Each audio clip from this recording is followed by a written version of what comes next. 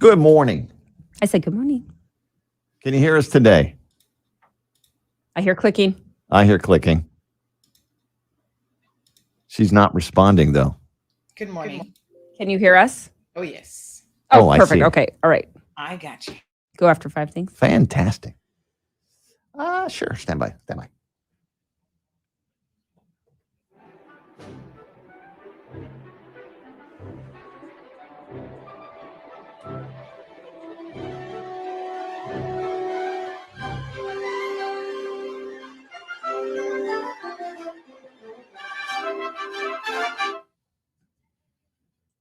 News. I have some important news for you. Interesting news. It's Blake and Aaron's Spilling the Tea with Sandy.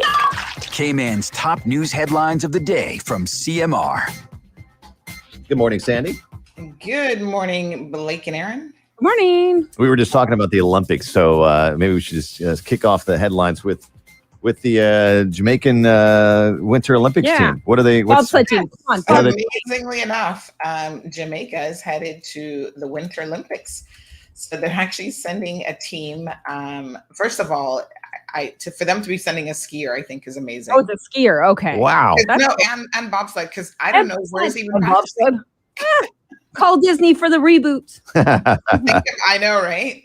No, but seriously, think about it. Where exactly has he been practicing? But anyway, they're headed. Jamaica's bobsled team and a skier are all headed to the Winter Olympics. That's fantastic. This is Beijing. So they grabbed a final spot in the 28 sled field to qualify for Beijing. So that's based on international results. So it's 2 men and women monobob. So it's a 4-man, and then they've got a 2-man and a women's monobob. And the team will participate in those events. So they've got 3 events locked down for the bobsled. And then that's going to also be the first time in 21 years, it's actually been that long, that Jamaica's 4-man bobsled team would actually participate in the Winter Olympics. That's pretty cool. Wow. Is this going to be like maybe the offspring of the original bobsled team? Could be. I know that would be a cool story, but no, I don't think so. I'm telling you, that would have been perfect for the reboot. That's with the if I do the 2-man luge, or the bobsled, you got to go around the world and qualify, and then you end up having to qualify, to be in the Olympics. Yeah. So how much money do you think you make off that 2-man luge? Well, I think it would cost a lot of money to do that. And sponsorships aren't really you're not getting calls from Nike. No, make it sponsored by A.L. Thompson or something. Well, that's good. maybe, yeah, maybe that's a good one. Yeah. And you know what? There might be a lot of your listeners. Maybe Digicel. Yeah, maybe Kirkland would sponsor you with how much you talk about them. What'd you say, Sandy? Now, I was going to say a lot of your listeners might be too young to remember the story, or even the movie Cool Runnings, because that was 1993. Yeah, but they should go check it out. Absolutely, yeah, it's so good, and obviously R.I.P. to John Candy, who was just fabulous. Yeah, that's right, John Candy. So good as the coach. It was good. It's such a good movie. Yeah. All right. So what else is happening? So they're also going to have a skier at the Winter Olympics for the 2nd time in history. That's awesome. And the 1st time in alpine skiing. So Benjamin Alexander, congrats. A former DJ, no less. Cool. Of course. Cool. What's this? Yeah. He has to go down with that sound effect. What's this FlowFlex recall?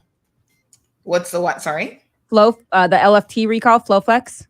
Oh, right. So FlowFlex, yeah, this was a little bit of a confusing situation because in the US, the FDA issued a recall actually at the end of December, but for some reason it's only making news now. And so a lot of people were a little bit confused about this. And it turns out that it's actually the one that we use, but it hasn't been recalled anywhere else. It's more of a technicality for the Americans. It looks like they have certain products that they allow in their market. And so they have a white box version of the exact same test that they allow in the US market. And for whatever reason, the blue box isn't allowed. So they have issued an official recall that impacts apparently 200,000 of these units. But that sounds really weird to the US market. Why would they? Is it doesn't work, or they're just? I mean, they just said that it doesn't have the proper authorization. So okay, so which congressman is making money off of that stock? Right. Yeah. So, but we want to make it clear that, all over Europe and all over probably the rest of the world, it has been in use. And someone actually sent us a letter from the company where they've addressed sort of the recall situation as well. Mm-hmm. So, yeah, probably much ado about nothing at this point. Yeah. So we'll see. But so hospitalization numbers are up as Omicron continues to rage. But are they in the hospital for COVID, or are they in for something else? The COVID numbers, COVID hospitalization numbers have actually risen. I know, but does that mean that people are in the hospital for COVID, or that Like they went there? No, they're in the hospital for COVID. Yeah. Okay. Yeah. So then, I mean, they may have other comorbidities. I don't know, but they're in the hospital being treated for COVID. That's what's being reported. And the Minister of Education has tested positive. Mm-hmm. Juliana Connolly. But luckily she got vaccinated. So you guys might remember that she was one of the last persons to get vaccinated as part of the PAC government in August of last year. And she said that what motivated her is her friend, a really close friend of hers, actually died from COVID. Wow. And because she was kind of on the fence and, she was, I guess, reading a lot of stuff online and getting confused. And then when her friend died, she started talking to physicians, and I think she has some health concerns already. And obviously she has probably one or two comorbidities. And so, she decided to do it. Looks like it was a good thing. That's a good thing. And that's a good leader. That's the opposite of Novak Djokovic, by the way, who refuses to get vaccinated. France came out, if you guys heard this. Yeah. France came out yesterday, and by the way, they host the next French Open. Grand Slam, and they're like, sorry, you're going to have to be vaccinated in order to participate. They basically just preempted any confusion. That's it. Said, don't even be getting AVs. So he can decide, the rest of the world to get vaccinated and move on. And this is where your choice comes in. You get to decide what you want to do. Do you want to continue to be world number one, or do you want to not go to the French Open? Yeah, good for them. Obviously that caused a lot of controversy that was, in my opinion, completely unnecessary. Yep. And there was actually footage of him, which is quite interesting, when he was COVID positive, actually out doing some photo shoot or doing something and wearing absolutely no mask. Exactly. And he knew that he was COVID positive. Well, that all only came out after court documents where he was stating, well, I'm already protected because I tested positive for COVID on this date. And then it was like, well, that date was immediately before you being out pictured with no mask on around children and other people. Exactly. Like, crazy. Cool. Yeah. And I think that was more because I like Novak Djokovic. I enjoy watching him play. I don't like him. As a person, I probably don't anymore. But I mean, I enjoyed watching him play a lot. So this is just kind of, unfortunately, I got to find a new number one. Going back to Andy Murray. Yep. Yeah, it's quite unfortunate, to be honest. I mean, I don't even understand it really, and then to put up such a fight, when a country has rules, these are rules, you obey our rules or not. And then there are consequences that flow from that. I thought it was interesting, but you know what? Australia stood their ground. And I think it kind of reminded us a little bit of what happened with the whole Skylar Max situation. I was just thinking about that. And where you have rules and people think that, they can ignore the rules or you have to exempt them for some reason. And it just doesn't work that way. So the HSA, during our show yesterday, we had a little bit of an exclusive, had announced that as of today, their pricing scheme for PCR testing will be $75 for PCR tests and $25 for lateral flow tests. So that was. And is this if you take an LFT at home? So you call public health and they say, well, now you need to confirm. Do you have to go in and pay for that? Well, you're confirming with a PCR test, and no, not in that situation because that's compulsory. Okay, so so the only is if you're like, well, I think I have COVID, I want to go test. Or you're traveling. Traveling. Okay, got it. I mean, that's fine. Yeah. Okay. I get. Well, that's fine as far as it's not fine. I think I'll be able. We'll break down all the details again today so that everybody's crystal clear. Got it. Well, thanks for bringing those stories. Yeah. And you can catch CMR live now on YouTube and Facebook. And we'll get more headlines tomorrow morning on the show. Awesome. Have a good day, guys. All right, we'll see you. Our segment with CMR brought to you. All right, folks. So good stuff. Good morning. Good morning. Good morning. We've got Irvlyn, who's here with us this morning. Louis is here. Marshall's got it locked. Diamond Princess. Good morning to you, beautiful. Leroy, Olivia. Good morning, virtuous. Louis, the U.S. and Canada are getting hit by a snowstorm, in case you missed it, a cold front. And we are getting the tail end of that, Miss Joy. What is it like in Texas? Yes, we are like 75 degrees. I think it went down like to 60 something. Some of you were showing your photos of the temperature gauge, I think on Friday or one day over the weekend. And it was so funny because somebody actually posted a video of a guy with a little hammer. Like, you know, certain places where it gets really, really cold, your car will freeze over. So he has a little hammer where he goes around and taps on the car to loosen up the ice. And it was like, Cayman right now. It's like you're tapping to loosen up the ice. But folks, it is nowhere near that cold. To me, this is like perfect weather. Like I'm loving it. Just a little bit of a brrr, but not really. Like I've not even felt the need to put on a sweater or anything. So, you know, absolutely gorgeous. And yeah, but my husband was saying to me that one of his professional colleagues is actually snowed, like he's getting, I think he said 10 inches of snow every hour. And so he's like, oh yeah, he had to take a break from work to go and shovel snow because otherwise, you know, they'll be snowed in. So yeah, crazy, pretty crazy. So from Orlando, yep. So that's making the news and pushing the weather down, the cold weather down to us. So we'll continue to monitor that situation.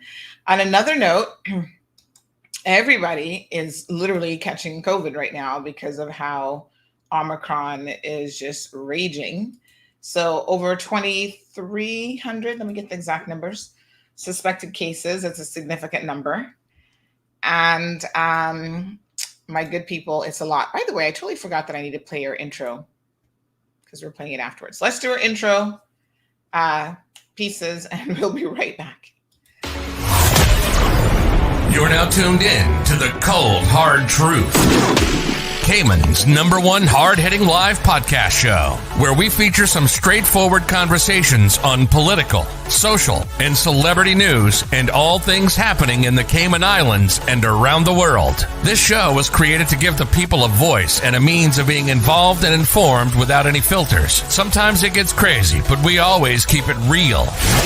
We bring you the tea, piping hot, so grab your favorite beverage and join the conversation via WhatsApp at 324-1612. Email tips@CaymanMarlRoad.com. Now, here's your host, Sandy Hill, broadcasting live from the beautiful Cayman Islands.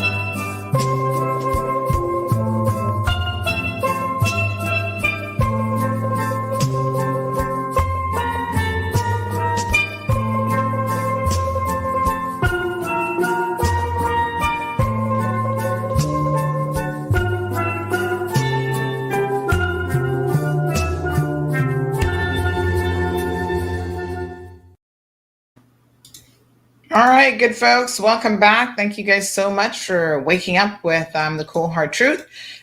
So yes, good morning, one, and good morning, all. Over 150 people already logged in. Good morning, Miss Cheryl. We've got Miss Leonita here. Thank you. She says, oh gosh, hold on. Is it Ma Gang Ang? Ma Gang Dang. Ma Gang Dang. Umaga. Is that more or less it? You have to know how, I mean, every language is different in terms of whether you put certain bits and pieces together. So I have no clue if that was even remotely close. But Cheryl, good morning. Irvelyn is here. John, Tanisha. So listen, I was just saying, Miss Rosalind and Dale, that people are flying, people are dropping like flies with COVID, thankfully. Not dropping as in dying, but just catching the virus. And so you guys will recall that yesterday I said on the program that I had spoken, or I'd sent my helper a message on WhatsApp saying that when she came back to Cayman to not come to see me right away, because in previous years, now mind you, she hasn't traveled since COVID, but in previous years, because she's gone for like a month or more, she knows that I'm anxious to see her. You know, it's always the laundry. Can I tell you? It's always the laundry that gets me. The other stuff we can manage. We can manage everything else, but boy, that laundry. And you know, you go 1 week without doing your regular routine of laundry, and it's just out of control.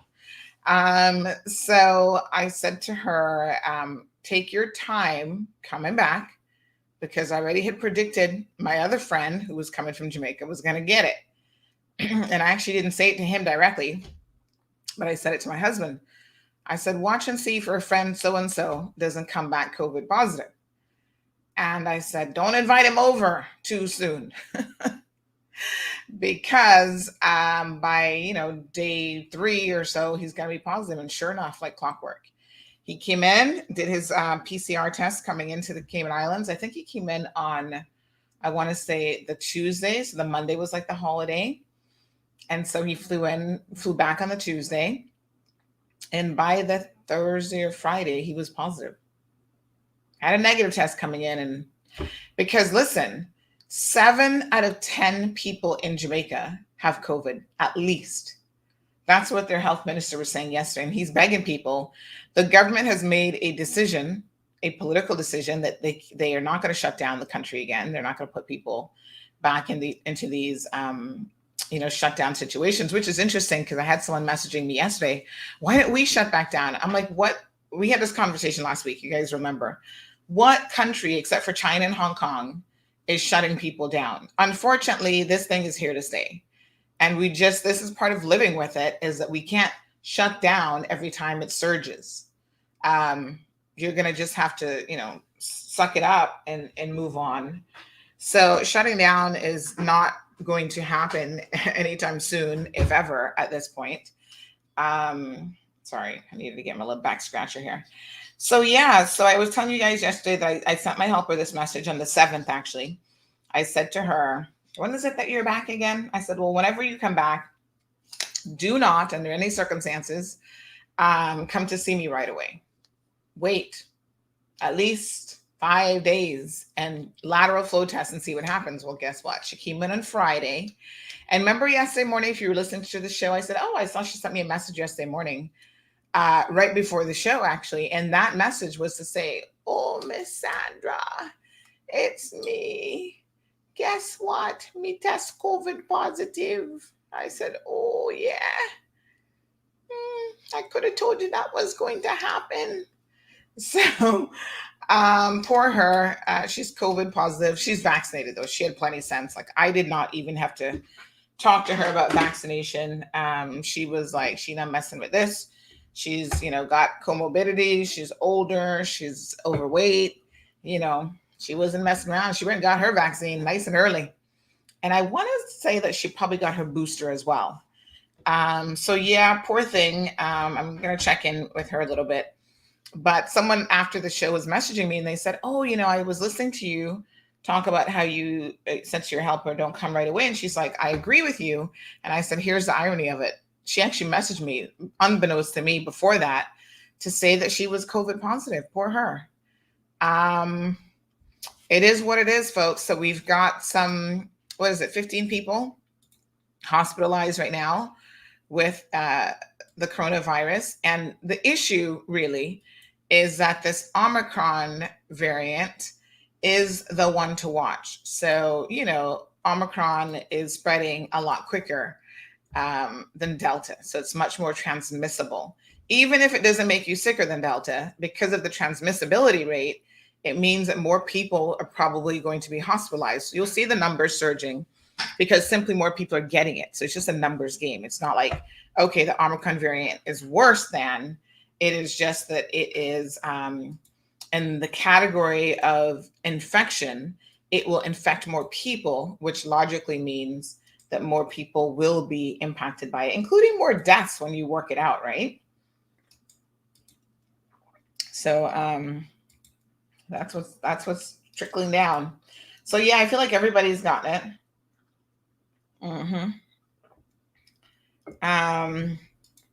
So we now have 843 new positive cases since Friday.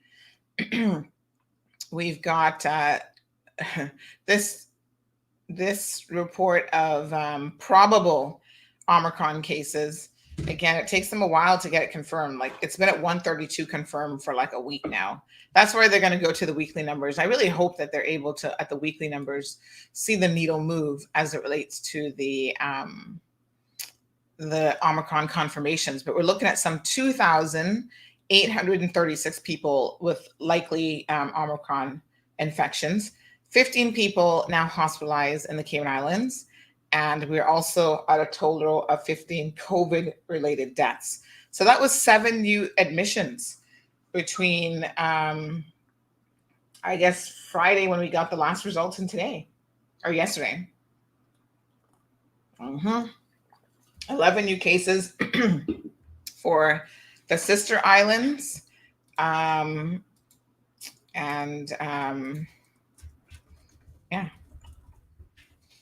That's what it is.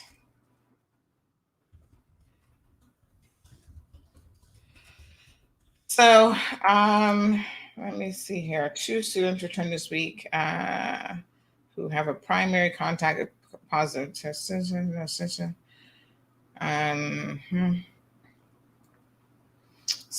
kids are starting to lateral flow test on a regular basis now. Because that, folks, becomes a necessity.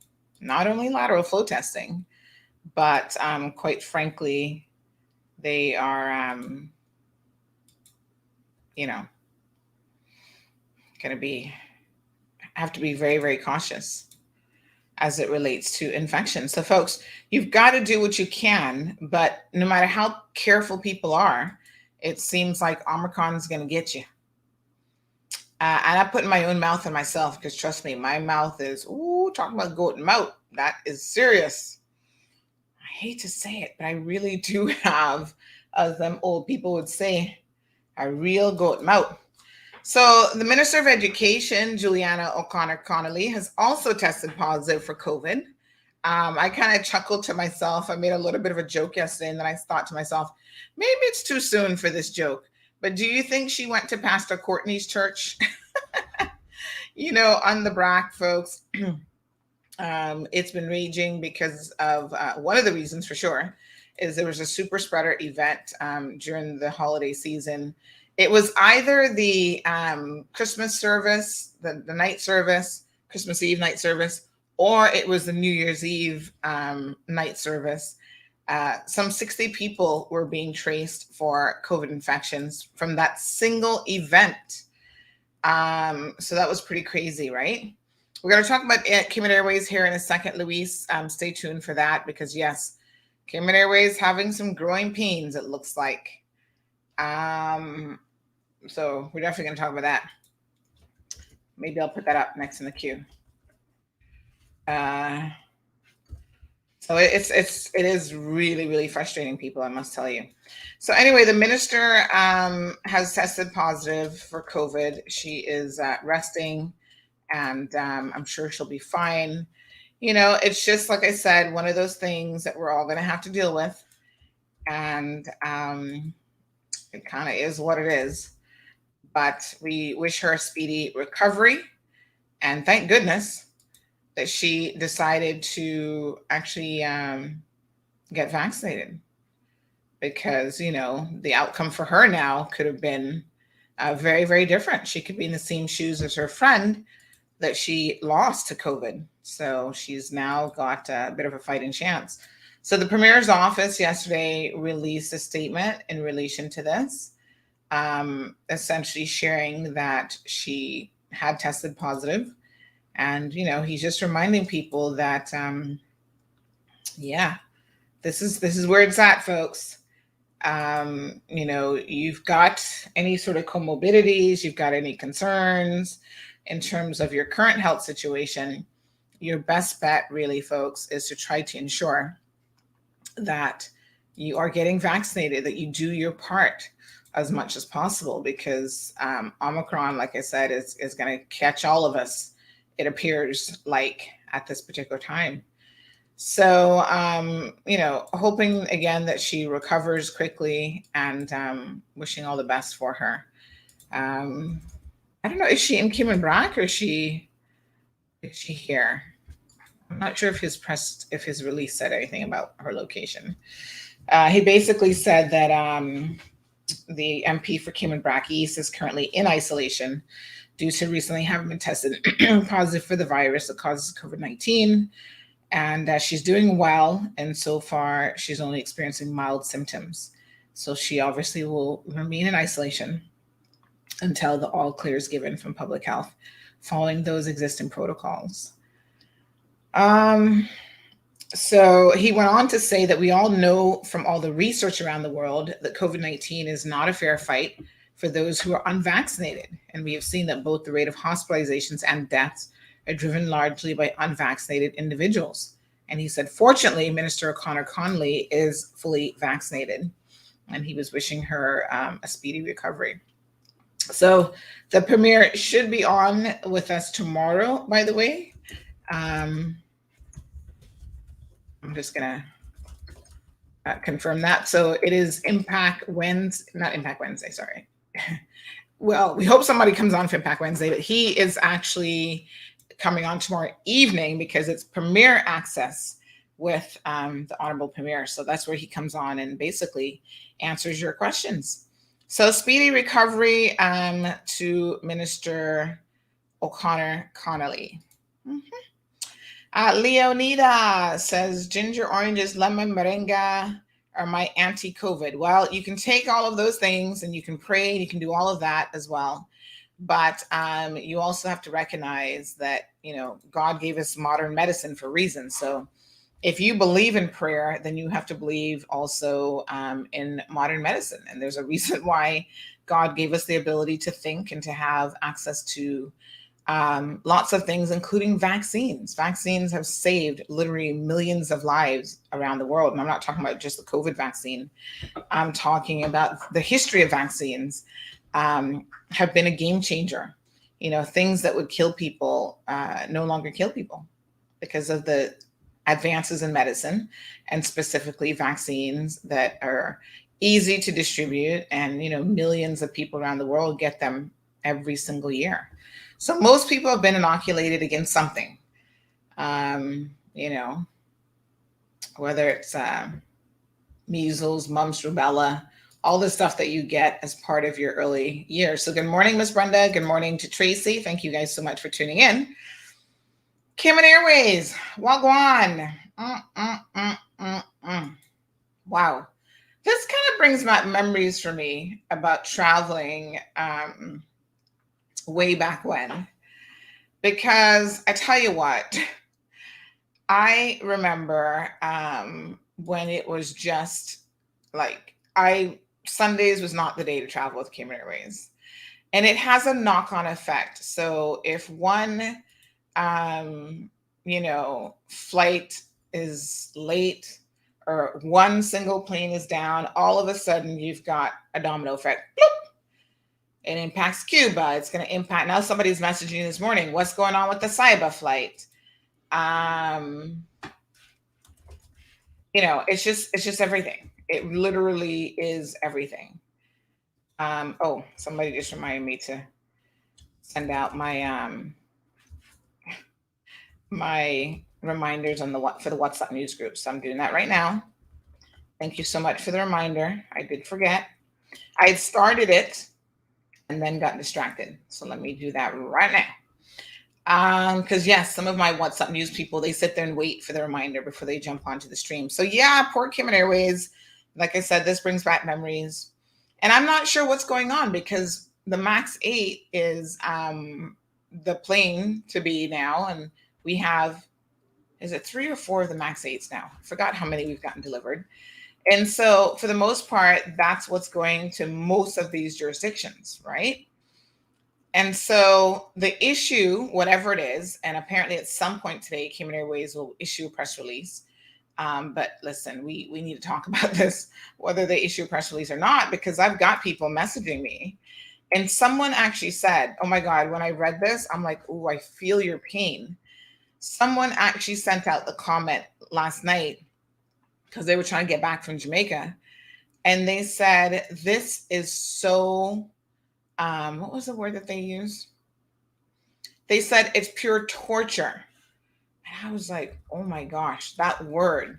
When you're trying to get somewhere and you're trying to, you've got things that are reliant on you getting back by a certain time period. Maybe you had to go to work or you had all this other stuff. I can understand why someone would say that these flight delays with Cayman Airways is pure torture. Of course I understand it. Because they were supposed to leave on Sunday and they didn't leave till like after 24 hours. So finally last night, and it was like one hot mess of a situation after the next. We couldn't quite find out what was wrong with the plane, but I did hear that it was something minor. Now, I think this is part of the issue is when something minor happens, say for example, in Cayman or Miami, where you have resources, then it's not a big deal, right? When something minor happens in Cuba, where you already have, restrictions on maybe getting certain parts or just dealing with the government, whatever the complexities are, it really means that a minor situation can quickly get out of control. So the other thing that someone was telling me is they're like, Sandy, they need to tell you the truth. And I was like, ooh, honey child, when people say tell the truth, y'all know that's not easy for everybody. So I said, oh, well, I mean, we're all about the truth here. So tell me, what is the truth? What do you know? And they said, at the end of the day, that sadly, the Cayman Airways, part of the reason that they couldn't get in, I think this must have been the, I'm wondering if this was a Jamaica flight. I'm going to reread those messages. But part of the issue really is that they, Travel Cayman couldn't accommodate them based on the time that they were actually coming in.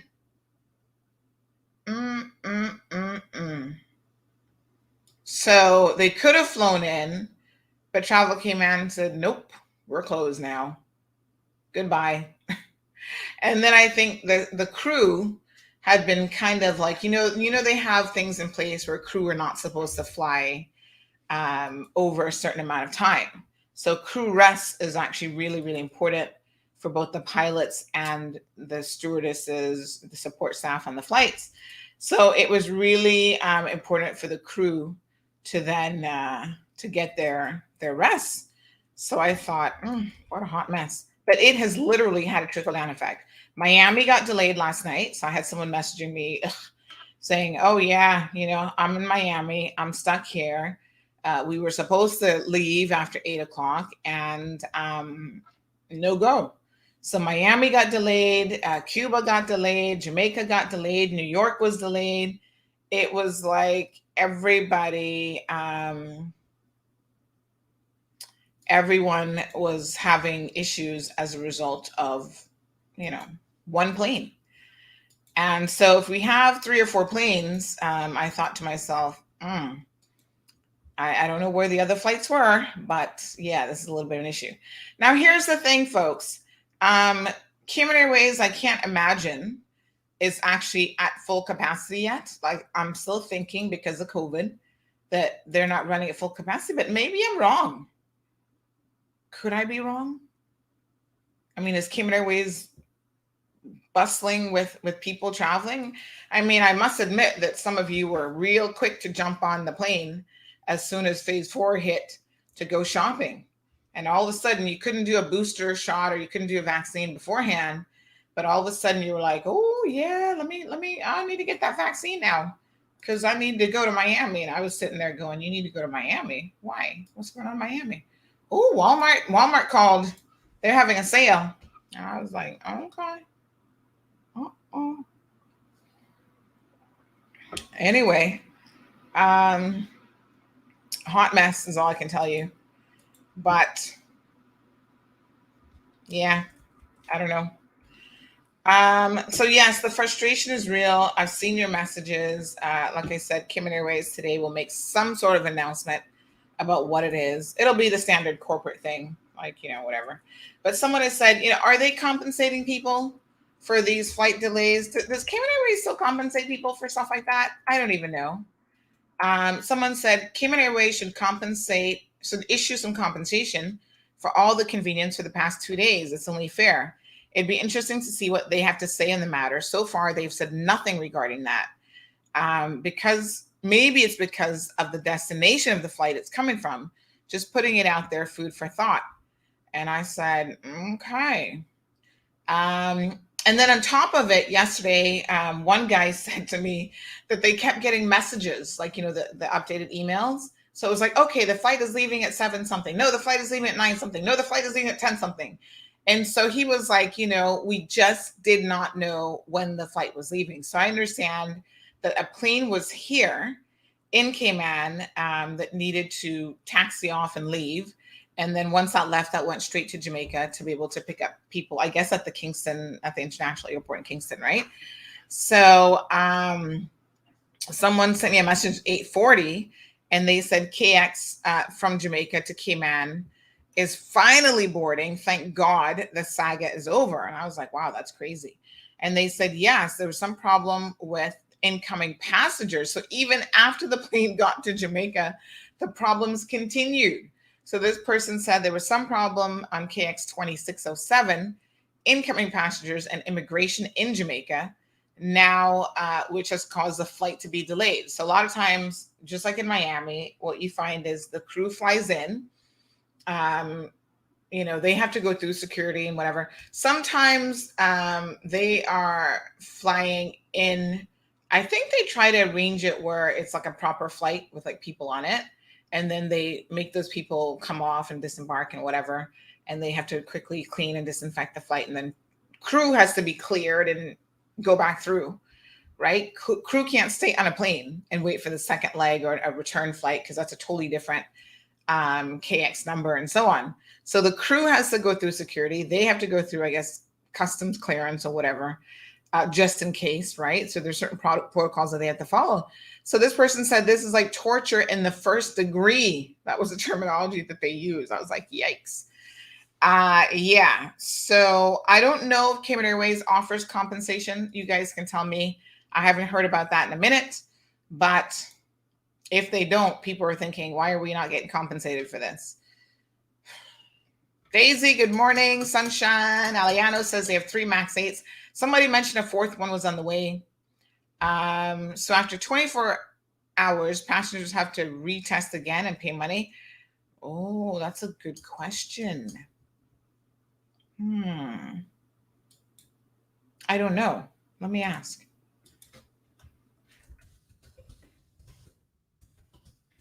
Was it still valid? I don't know if airport delays. That's a good question, Damien. I don't know. Michael, thank you so much. Used to go to Tampa a lot on the Sunday return. It was often disrupted. Now, I've been told during the normal cycle, one of the reasons, hey, morning, Jared, I see you now. One of the reasons why the Sunday flight is one of the worst flights is because of that Havana flight on Sunday. And there's always something with the Havana flight that's delayed. You know, they go, Cayman Airways picks them up from, where did we pick them up from? Do we pick them up from Miami and then fly them to Cuba? I forget exactly what route that is. But anyway, the staff are like, oh, in Miami, they dread that flight because it's always some issue, child. Always. Let me just see here. Okay. Tracy says those that are refusing to take vaccinations for religious reasons makes no sense. I love the story where there was a flood and this guy was on the roof and sent a boat, helicopter. Yeah. And when he got to heaven and said, God, how come you never saved me? He said, I sent you a boat, helicopter. Yes. What else do you want? Absolutely. I think God helps those that help themselves. So, you know, we have to be cognizant of that. So Manza says Cayman Airways sucks. We have the world's worst airline. Well, I don't think that's the case. Believe it or not, there's far worse out there. I think by and large, Cayman Airways actually does a pretty good job. Not with the delays on a Sunday. But Cayman Airways has to be one of the safest airlines in the world, knock on wood. And I think that they really always err on the side of caution because they never want to take any chances. So their pilots are very, very safe. You know, you always have a good flight. I think with Cayman Airways, it lands well and so on. But I think the delays can certainly frustrate people. There are many, many elements to the airline business. And I think Cayman Airways gets a lot of it correct. But yeah, the flight situation can be very, very frustrating. Louis says that's why he wants his own plane. Y'all understand my pain. Tracy reminds us that vaccines save lives and that Miss Juliana O'Connor Connolly is in a better position because she has been vaccinated. Yes, indeed. Speaking of Cayman Airways, says Tracy, wow, over $1,000 to get to Florida and back. What? You can go to Europe for that. Why so expensive?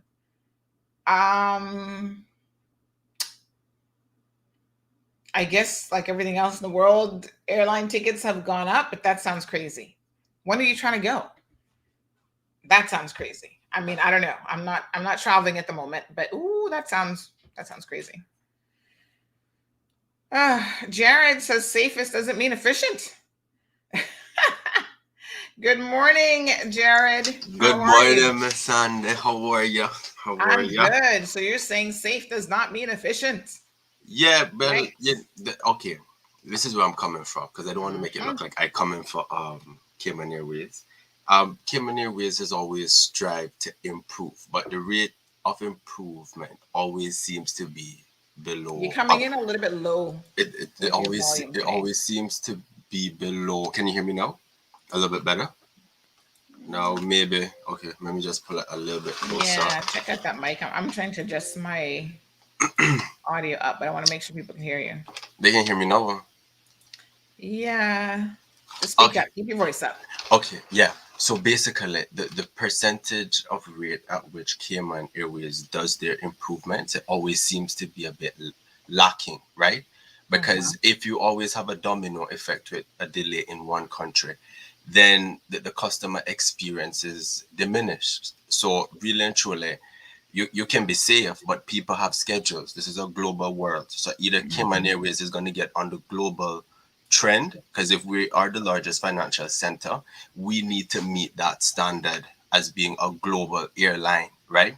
Now, in terms of a Caymanian global airline, where we can do what we need to do, we show up, we get our passengers from A to B with as minimum delays. Now, this has always been a pre-existing issue, Now, if we have the biggest, baddest airplane in the Caribbean, then we need to start looking strategically at minimizing delays. So we should have backup planes, as a matter of fact, right? So I know they want to sell the other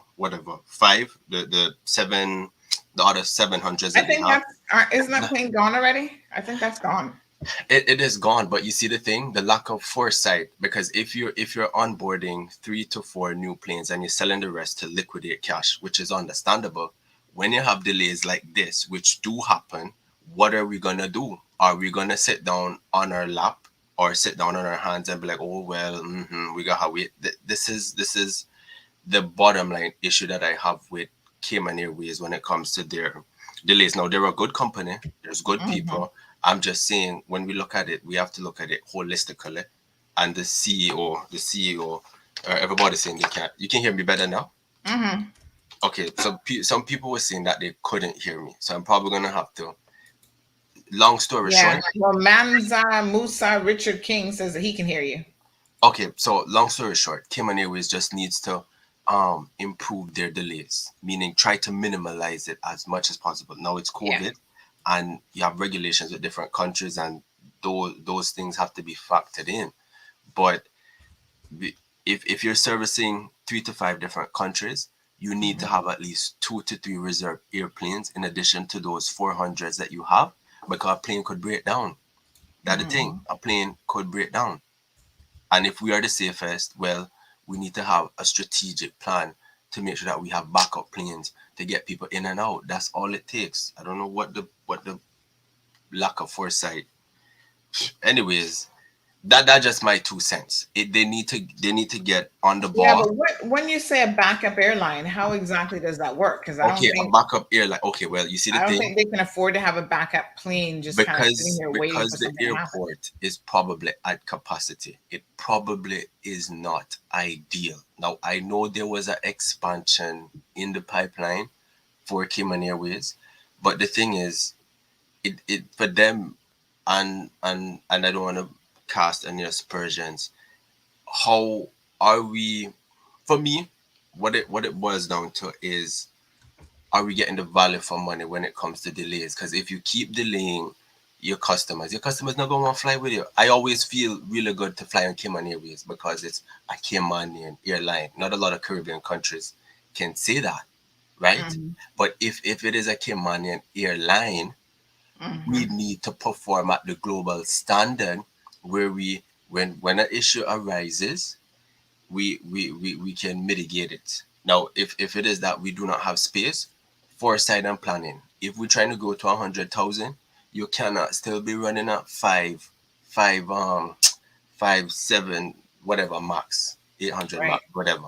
That is the thing. So they need to start planning and come with the thing good, because the what they're not realizing is that every time a customer has a bad experience, and you probably can relate to this, the likelihood of them coming back is gonna be probably really low. Because even if it is a Cayman, well, they don't have no choice with Cayman Airways. that's the truth when it comes to Jamaica. In most instances, isn't much of a choice. Most instances, yeah, but that's the thing.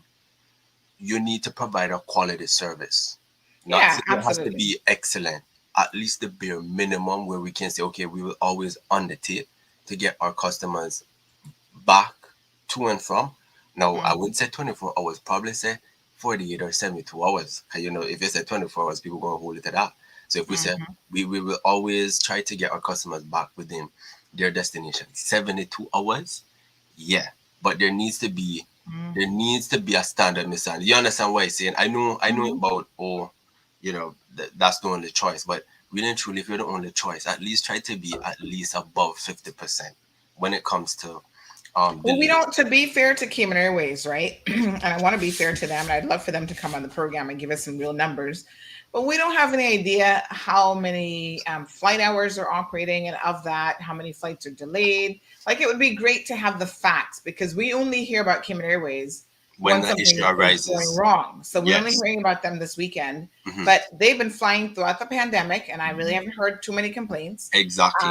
They've been flying, even since phase 4, and this is the first weekend that I've really heard that there've been some serious delays and some serious concerns. So if Cayman Airways says, listen, we are late or we have an issue 5% of the time, mechanical issues can't be controlled, et cetera, et cetera. Exactly. Yeah. I suppose there is a margin of expectation that these things will happen. Yeah. Remember during the holiday weekend, I was telling you guys just the other day, over 10,000 flights were canceled all over the world. Yes. We never heard about Cayman Airways delaying that weekend or canceling any flights or anything of the sort. So is it fair to say that Cayman Airways, is 95% of the time? Well? 95% of the time, I can say that they do well, right? I know with my words I was saying earlier on, it might come off as criticism, but those words were more of suggestions and ideas because I didn't. This was Christmas weekend. 10,000 flights were canceled worldwide over Christmas weekend due to virus-related stuff with Omicron. Yeah. That's a lot of flights. I didn't hear about any cancellations with Cayman Airways or any issues with Cayman Airways. Now, someone has answered our question potentially as it relates to compensation. So this is what they're saying. Compensation is only given after 4 hours of the flight being delayed, and in which case it's a meal voucher, $10 breakfast if it's a morning flight, $15 lunch for midday flights, and $25 dinner for late flights. But who knows, that might have changed since COVID.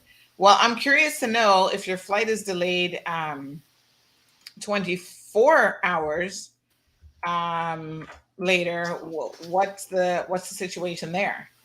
Where are you going, or how is that going to work? Where do you stay? Someone actually sent me some photos of people at the Pegasus, and I'm wondering if Cayman Airways had put them up. I think that was on Instagram. Let me see. That's a nice hotel, though. I'm thinking that maybe Cayman Airways. I'm thinking that Cayman Airways had put them up at this location. Let me just see if I can find those messages. So I guess they at least took care of the hotel situation. Anyway, we'll look out for Cayman Airways' explanation on what transpired. Jared, I'm going to bring you back in a second. So we have Louis says, listen, airline delays are imminent simply because of safety is the number one concern. Mechanical issues are something that you don't want to deal with in flight. Well, that's for sure. Aliano says Cayman Airways, like everything in this country, is just a byproduct of convoluted operation, only designed to extract the most while providing a basic, and I say basic, consumer product. Ooh, that one hurt. Ms. Brenda says, Jared, these delays aren't caused by the plane breakdowns. It's the problems with justifications that they're going to. Again, it's a lack of proper management. And she says, I really hope that this new board will do a necessary and proper overhaul and adjusting where necessary. So again, we have been told that,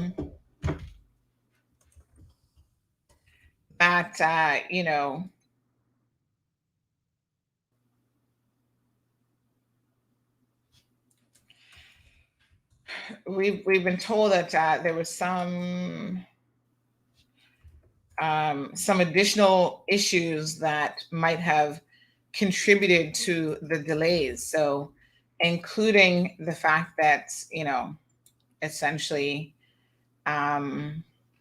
Travel Cayman and said, no, it's too late to accommodate the flight. What is too late? Does Travel Cayman have operating hours? Because I understand that the plane was already fixed and ready to return, and Travel Cayman, so technically at that point had no mechanical issues, but Travel Cayman said they wouldn't accommodate the flight because it was too late. And someone says they need to give you and tell you the truth about why the flight was canceled yesterday and the delay of today. So the delays continued to impact even the Miami flight last night coming out of Miami, obviously. Was also delayed. They were supposed to leave, I think, after 8 o'clock, and it was like after 10 o'clock before they were actually boarding in Miami. Marshall says, listen, no airline is perfect. Cayman Airways is doing the best with what they have. At least they didn't cancel the flights like the other airlines worldwide. Well, I guess if a flight doesn't show up for a day, that's probably considered a cancellation. All right. Another thing that was quite interesting about the Cayman Airways situation, and I found this incredibly funny, in a way, because some of your comments had me like literally cracking up. But it was the message about the food. So you guys, if you follow us on social media, you would have seen the food photo where the person's like, in Cuba, this is what we got. Like, this really does not look attractive. And I put their exact quote, sorry, that went with the message. And I'm going to bring it up here so you guys can have a look at this, and we can certainly analyze this food situation. And you can tell me what you think. Is it much ado about nothing? Are you expecting good food? Listen, good food on airlines, that's a thing of the past. That is long gone, folks. You're not getting good food on an airline ever again. Remember when they used to have, and listen, this is, when I say remember, I'm not that old. So I'm not in the glory days of traveling in the 70s or 60s when you had like reclining seats on an airline and you had all this bougie food and a full course meal, 3 courses. Like, that's not what I'm talking about. I don't remember those days. I remember traveling in the 80s and 90s and onward, where you got, it kind of dwindled down over time. But at one point you used to get a little plate of something, maybe a little sandwich or whatever. And then it went to like maybe getting a muffin if you're lucky. And now you get none of that. Now you get a water, maybe juice service offered to you. I don't know since COVID, because I haven't traveled since COVID. But, maybe now they don't even offer that anymore. But look at this plate of food and tell me what you think. So the person said, this was their comment. We've been at the airport in Cuba from minutes to 11. And this is posted after 9 o'clock. But they said, we've been at the airport from minutes to 11 till now, 8:15. And now this is what Cayman Airways has given us to eat. This is so wrong. And the plane is on the airport broken down. The Saab is on her way with the part, they say. Oh, that's why they were sending the Saab. Yeah. And we don't really know anything. So we are just here sitting ducks with no information from anyone. So I looked at this and I thought, yeah, I probably wouldn't be too enthused about this because y'all know me already. You know, I love my food. So you don't come and talk to me with bad food, especially when I'm upset already. So, if I'm already cranky, I'm like that person in the what's the commercial called? The Snickers commercial, where I'm upset already. The last thing you want to do is to bring me something like this to eat, because I'm just like, oh, no, TD. Listen, I'm hungry. I've been at the airport since 11 o'clock in the morning. It's now 8 o'clock. I don't know what options there are for food at the Cuban airport, because to be honest, I haven't been to Cuba in a minute. But geez, I'm peace. What's with the tomatoes? 2 little slices of tomatoes. What? Literally 6 French fries? 1, 2, 3, 4, 5, 6, 7 French fries. Because, well, that little half one, those 2 half ones don't really count. So it's almost like 4.5 fries. That chicken looked dry. No seasoning. White chicken, making it even worse. Because y'all know I love me some dark meat. Give me a leg and a thigh, y'all. Ooh, so this is chicken breast. And chicken breast, you gotta know how to cook chicken breast, because chicken breast already dry. And if you can't get that right with some little juices and stuff, a little bit of gravy, would it have killed them to put some gravy on this? And then one little toops of rice. It's like they took a baby spoon. Looks like Gianna's little spoon that she eats with. They took a little baby spoon and they threw the rice on there. It doesn't look appetizing, I must say. Now, I saw a lot of the comments saying, what were you expecting? A 5-course meal? Suck it up. Somebody said, you're lucky. Why are you guys complaining? There was 135 comments, folks. I'll show you guys, because the comments, hold on a second here. Hold on. The comments were like the best part of this post. Like, I was just there for the comments. I was just like, OMG, y'all are funny. Let me see here now. So yes, it was these comments that had me cracking up. Let me see if I can increase the speed. Yes. So here was the post. And then, oops. Okay. So 135 comments later. Let me read some of these because they were hilarious. Opal said in the comments, Jamaica flight was delayed as well. So some people are saying, yep, canceled. And remember now, these flight issues have an ongoing impact on the staff as well. So it's not just that the airport staff. So it isn't just, Cayman Airways. It's Customs and Border Control, CBC, and others who are impacted by these delays because they have to work late. And sometimes they've been at the airport all day long. And they have to continue to work. So Senia says that's what they do most of the time, like people traveling, free, worst airline ever and more, ha ha ha. Marva says, ungrateful people like yourself. Worst airline, does Cuba have an airline? Ooh, Marva. Marva went for the jugular there. She's like, don't be complaining about my airline when you got crappy service in Cuba. Douchey Boo says this is a slap in the face. Marcel Hernandez is putting on her she's little piglet, putting on her what do you call it, her bib, ready to eat. Yeah, this wouldn't have been something I would have been all that interested in eating. I got to be honest with you. I would have tried to look for something else, but like I said, in Cuba, your options might be limited. Now, Cuba is very weird when it comes to food, because I've been to Cuba before. Stuart Bostock, he is hilarious. He says, you're welcome. I can't imagine there being any fine dining options in Havana Airport. So that one got a couple laughs. Raj was here with a little dog emoji laughing. Someone else said, be thankful. Dark Star says that's delicious. Well, I don't know what he's used to eating, but no. I wouldn't go as far as saying it's delicious. Clinton says we're on a think on a is Paris. Lord have mercy. So Marshall commented on that. He said, oh, wow, that's rough. Sanya says, Cuba, you guys lucky that they feed you. Jamaica got canceled. With lots of people to come and go down from there. But, I feel like in Jamaica, it's probably easier to find better tasting food. You know how it go in Jamaica, man. You can just call up a little brethren and be like, yo, I'm stuck at the airport. Bring me some curry chicken. And they'd be like, yep, got you covered. Rice and beans, curry chicken, a little coleslaw or something on the side. You could probably get some better options than in Cuba. But like I said, Marva makes a good point here. It says whenever you're traveling, always have lots of snacks because you never know. And that's probably good advice as well. So people, I think, very, very polarized. Vanessa said, buy your own food and stop depending on KY for everything. I kind of feel like a bit of a situation here. Maybe a couple things to consider. Some people do not travel with any contingencies in place. I think this is a bad idea.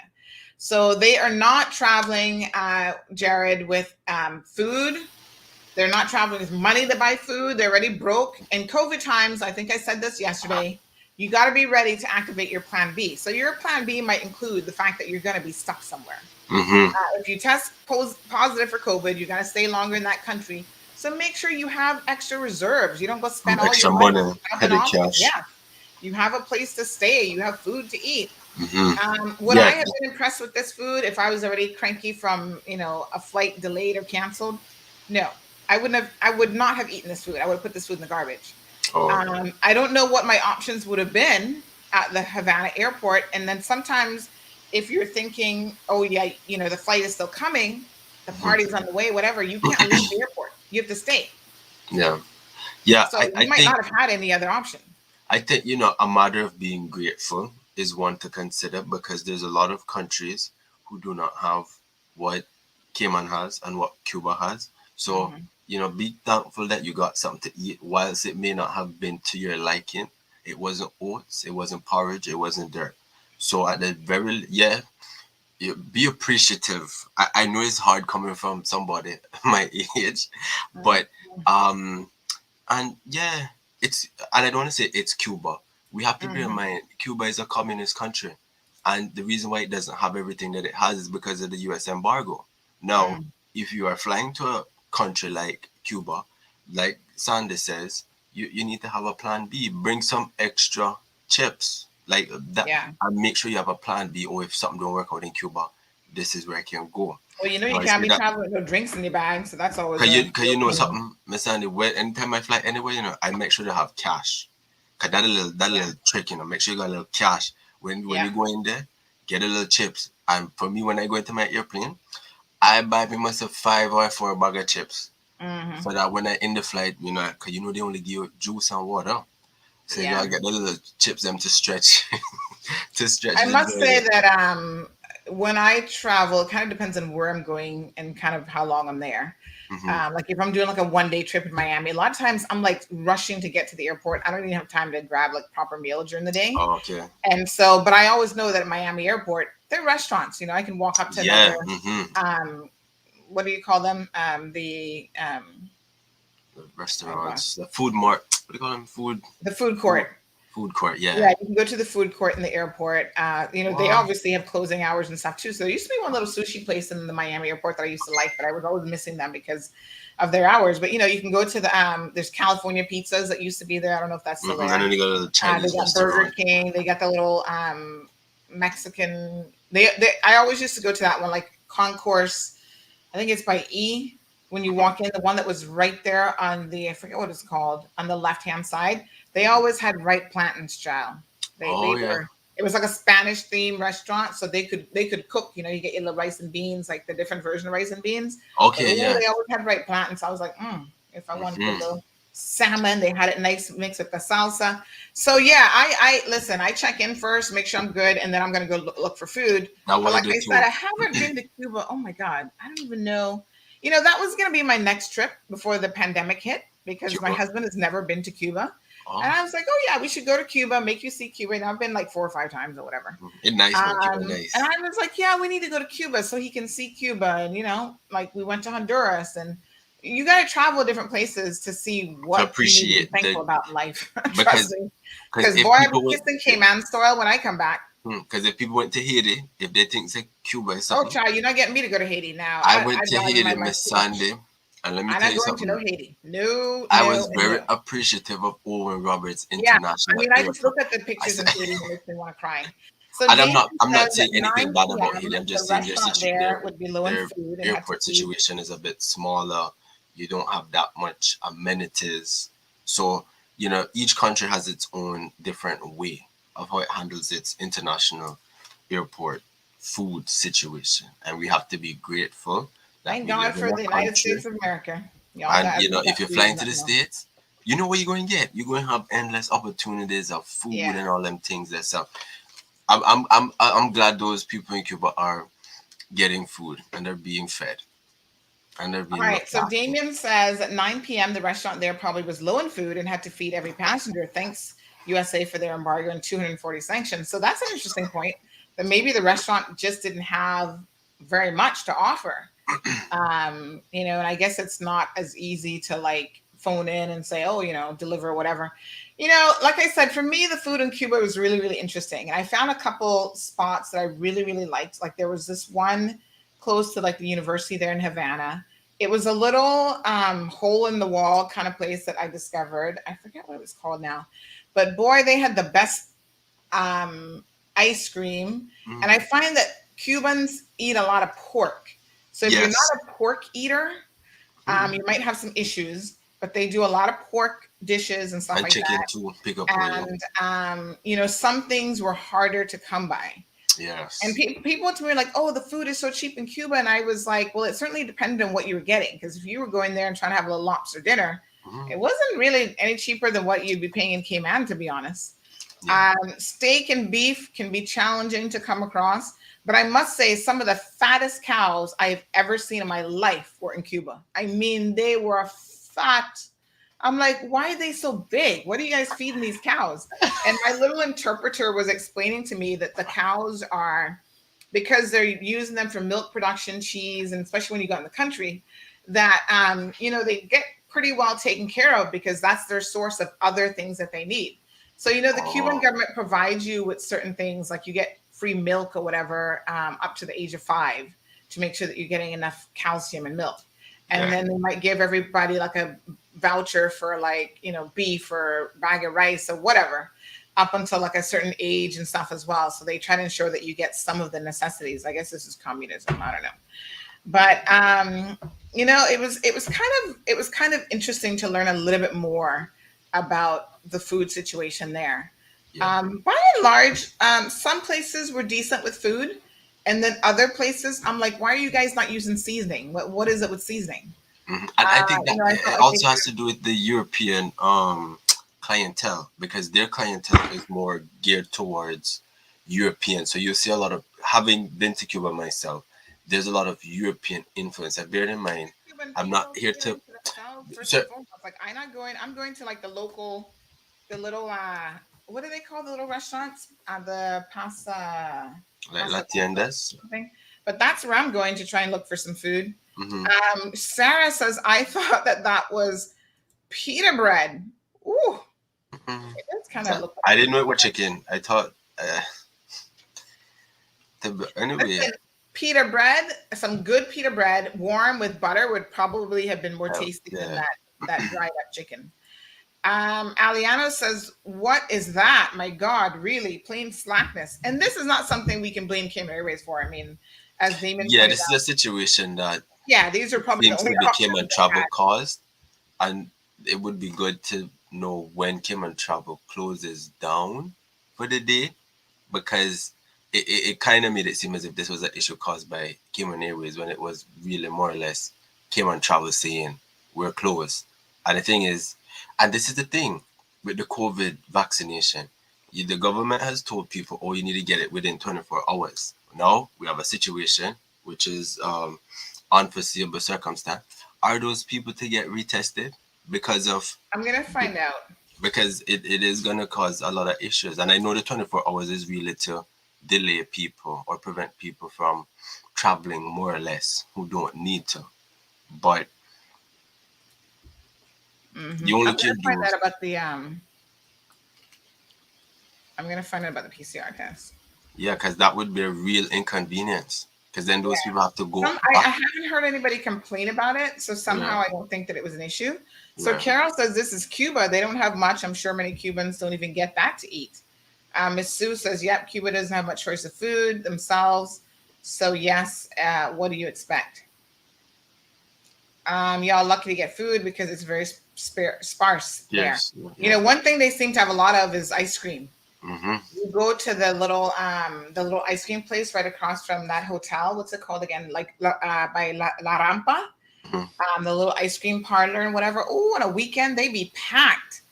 I was like, when I first saw that, I'm like, y'all love ice cream like that? And I think so. Mexico does that too. I don't know if you get free ice cream. Like there was some deal with the ice cream.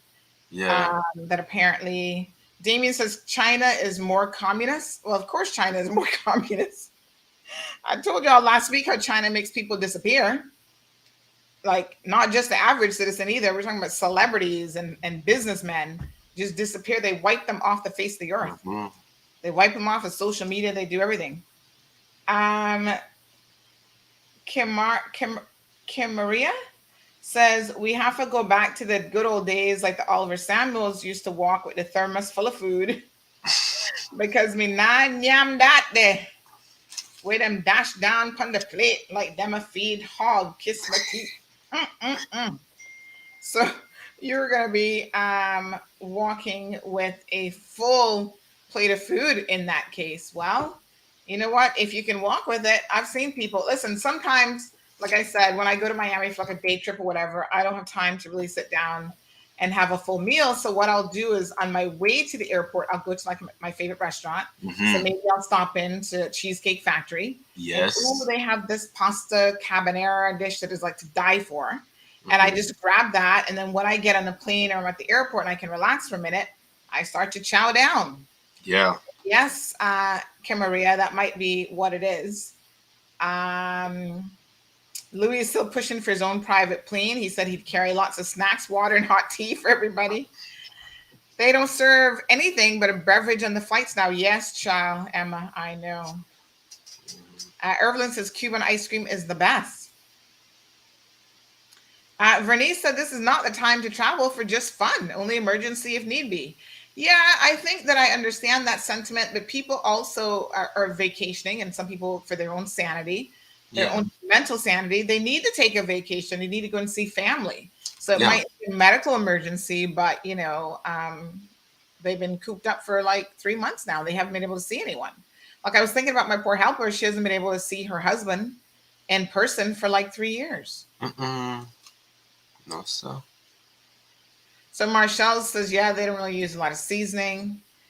Emma says, yeah, but kill one of them and you go to jail. Kill one of who? A Cuban? Well, I would hope if you kill anybody, you go to jail.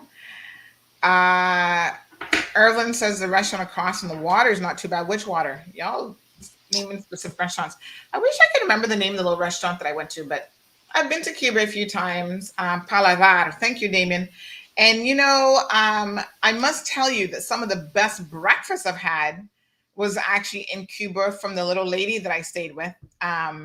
Miss Martha was her name, Marta. And, I wonder if Miss Marta's still alive. Gosh. But she was the sweetest little Cuban lady. Can I tell you a little Cuban story and then we're going to move on? So when the first time I went to Cuba, I actually went with Denny Warren Jr. He was, we were very, very good friends. And so we decided we were going to go on this friendship adventure together. And so, the cow. Okay. You killed the cow. All right. So we went and it was quite an adventure. Trust me. I have some memories from that trip. I'm like, whoo. First of all, I remember Denny being attracted to a lot of the Cuban women. He's like, oh, they're so pretty, they're so attractive. And I saw some of them on La Rampa, and I'm like, that's not a woman, honey, that's a man. And he's like, no, that's a woman. I'm like, look at the Adam's apple. That is a man. A very good-looking transvestite, but that is a man. Anyway, we hooked up with this guy who was a translator for the Cuban government. So he was like our tour guide, him and his friend. And they kind of took us around and whatever. So very, very, told us a lot of their perspective of the history of Cuba. We went to the museum. Very, very interesting historical stuff, right? But you read it all with a tinge of, curiosity because the Cuban government is controlling everything, right? So then my next trip, I went to Cuba. I did it my way. Right. So the first time we stayed in a hotel and, got to learn a little bit of the ropes. So the next time then I said, okay, I'm going to go to Cuba. And I hooked up and I stayed with Marta. And I don't even remember how I got a hold of Marta. But anyway, somebody must have recommended her. So she rents rooms, older building, but really nice, like marble floors. And, it's an old time elevator that you were hoping you never got stuck in. But she had the best breakfast because every morning she'd go and get fresh butter, like fresh churned butter. Natural, healthy. Oh, yes. Now, I don't drink coffee, and I actually don't even like the smell of coffee normally, but the coffee smells good. Freshly squeezed juice, and a little ham and scrambled eggs. And, child, I woke up every morning, and you guys feeling good. You must feel like $1,000,000. Drinking water for breakfast, right? I woke up every morning in Cuba when I stayed with her, looking forward to breakfast. I'm like, Miss Marta, we're going to have some more fresh bread and butter. It was like so divine. And here's a little joke. The Cuban translator that we met on the first trip, child, we were out having lunch and he was buying me flowers, asking me if I didn't want to get married soon and if I want to have children, all this kind of stuff. And I was like, dude, pump the brakes. I don't even know you. Where are you coming out from? Just, you're a little too hot and heavy now. You're a stranger to me. Some of those questions are a bit personal. Oh, but you're such a beautiful woman. I'm like, here we go. Desperation, marriage of convenience. Like I saw the red flags. I'm like, child, I'm not that desperate. Universal language. Oh, you don't need to speak English. Actually, he was fluent in English. But anyway, so the next trip I went, out of a courtesy, I emailed him and said, hey, I'm back in Cuba. And, here's, give me a call. So he calls me at Miss March's place. Listen to this hot mess, Jared. He calls me. Hey, Kevin, I see you. Soon link you. He calls me, and the dude is like upset with me because, oh, you come to Cuba and you did not tell me that you were coming. And what are you doing? And I was like, at that point, I think I'd been back already once. And I was like, dude, this is like my 3rd time now. I'm a pro. I'm good. I don't need you to take me around. I don't need you as a translator. But he was legit getting like a little bit Upset. almost like jealous. And I'm like, I don't even know you like that. Like, what? And he was like talking my ear off. And I was like, oh my God, like I'm trying not to be rude. Then I'm thinking of all my curse words in Spanish just in case I need to use one. I was going to be popping off here shortly. And Marta could sense my frustration. And so she actually took the phone from me and just told him in Spanish, get off the phone. Miss Sandy is busy. She's very busy. You get off the phone now and blah, blah, blah, blah, blah, blah. Click. So she knew exactly how to handle him with a little bit of Spanish flair. And I was like, thank you, Marta. She's like, yes, he is crazy. I said, whoo. Kim Maria says, Sandra, you speak the patois. Sweet, you fret. Kevin, buenos dias. Good morning. Good morning. How's everyone today? Good. How are you? You're looking good. You feeling okay? All's well. All's well. I just heard some people bashing my national carrier this morning. I said, no. That's not allowed. This is like on my desk. Suggestions. Kevin has a model airplane. Why do you have a model airplane? You wanted to be a pilot or what? Well, when I was younger, I always wanted to be an aviator. I always wanted to be a pilot.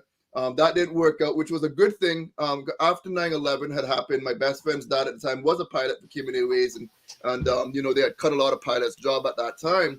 And he says, Kevin, you just got to think about other options. And I'm like, no, aviation was going to be it for me. And so I was not listening. But over the course of the years, my life kind of went into different things. I started doing some law enforcement and then end up in communications. And then so things worked out. But it was a really good thing that it didn't go in the aviation route because, I got hypertrophic cardiomyopathy and that would have grounded me.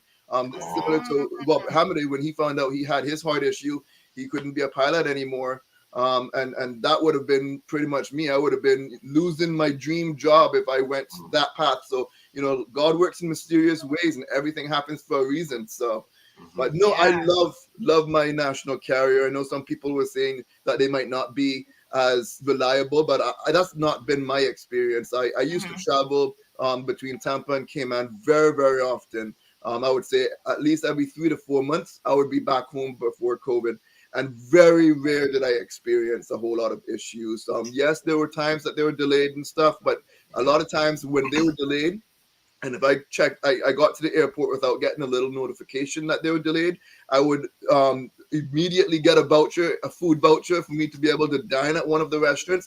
I have never, even sometimes a 6-7 hour delay, and other carriers, never had that experience with any other carrier other than Cayman Airways. And I do travel a lot because there are times I travel throughout the United States on other airlines that obviously Cayman Airways don't travel. And even if Cayman Airways is priced a little higher than some of my other the other airlines that was there, it wasn't worth it for me. I still love my Cayman Airways. The only thing that made me upset with them was when they start charging for them suitcases. But other than yeah, there is a I don't know. For me, whether I fly to Jamaica, Tampa, when I see that Caymanian airplane and you sit down and you see a little coat of arms, I say, all right. Because you feel that little bit of Cayman, but you feel that Cayman on that airplane, and you see the stewardess or steward come in and hey, how you doing? And they chat to you. So to be honest, they are an excellent airline. And they're doing really well and extremely well.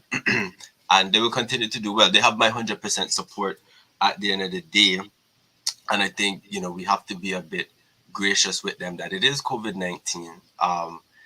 Each country has its own stipulations and regulations. But they will never leave you. That's one thing. They might take a while, but they will never leave you. And that's the one thing that I can say about Cayman Airways.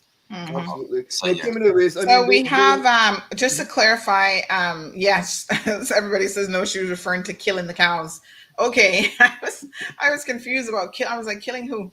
Damien says, nope, that's a tranny, La Trampa, not La Rampa. Well, they were hanging out on La Rampa. Miss Janet is here. Say hi to your mom, Kevin. Hi, Mom. So you're fully recovered from COVID now? I am. The COVID did not bother me very much. It was, I've had worse colds. I guess I'm going to have to thank being fully vaccinated and boosted for that. Yeah. And everyone in my household also did quite well. They managed quite well with the COVID. So we're doing good, back to, pretty much normal, able to go out and about and stuff again. But it's really peaks in this area. Well, it's really, really still out there, I should say. They're expecting it to peak any day now and start to see a decline in cases, but it's still a lot out there. In fact, if you go to the stores, no one could find any of the lateral flow tests, the little take-home tests. It's just not there. Luckily, I had a good stash that, I saw this was coming, and so I made sure I got my supply. And so my neighbors, I'm the HOA president for the community I live in, and they all know that, go to Kevin. Kevin could hook me up. So I've been trying to help out as much people that I can with it. But yeah, you're not going to find any in the stores. Walmart, Sam's was the best place to actually get it from. That was the most affordable, but they haven't had it in well over a month and a half or so. And Publix, CVS, you're just not finding them. And when you do find them too, the prices have gone up quite a bit on them. So I'd say Cayman is, still in a much better position than we are when it comes to fighting COVID here. Very good. Very good. All right. So Kevin wanted to come on and really say that, listen, don't be bashing his national airline. It makes me smile. This brings me a little closer to home. So, no. Cayman Airways could make it just a bit up to Vancouver on the 800 marks, because I know they're in Colorado. If they could just reach Colorado and come up, they can get my money anytime. You think about it this way, Jared, though. You got two Canadian airlines coming from Canada. They're both coming from the east.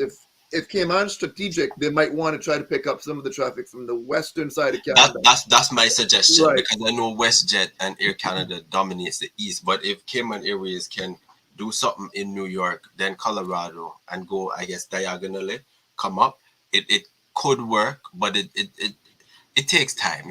Good things take time. And my thing is I'm not rushing them when they reach Vancouver. Yeah. Because I know in Cayman, we got a good amount of people. I had some friends growing up from Saskatchewan and them places out there in the west and stuff. So, it's definitely something for them to look at. I do know they got a good team of people that do a lot of good research before they add a route and stuff. I remember when I was a reporter back in Cayman 27 days, we've had a lot of little discussions and stuff. And I will tell you, Mr. Worms and all of the team over there, they are doing a great job. Because remember when I was growing up, how Cayman Airways was really in major debt and stuff, and they have brought Cayman Airways back.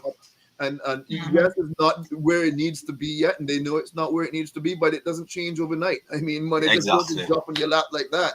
It takes a while. Strategic moves to make Cayman a much more profitable airline without causing any safety issues by taking extra risks. Like some of the other airlines, even though it might be within the regulations from the FAA or whichever body they're under, they are always going to err on the side of caution. Remember when the MAX 8 situation happened? And we were the first to ground them.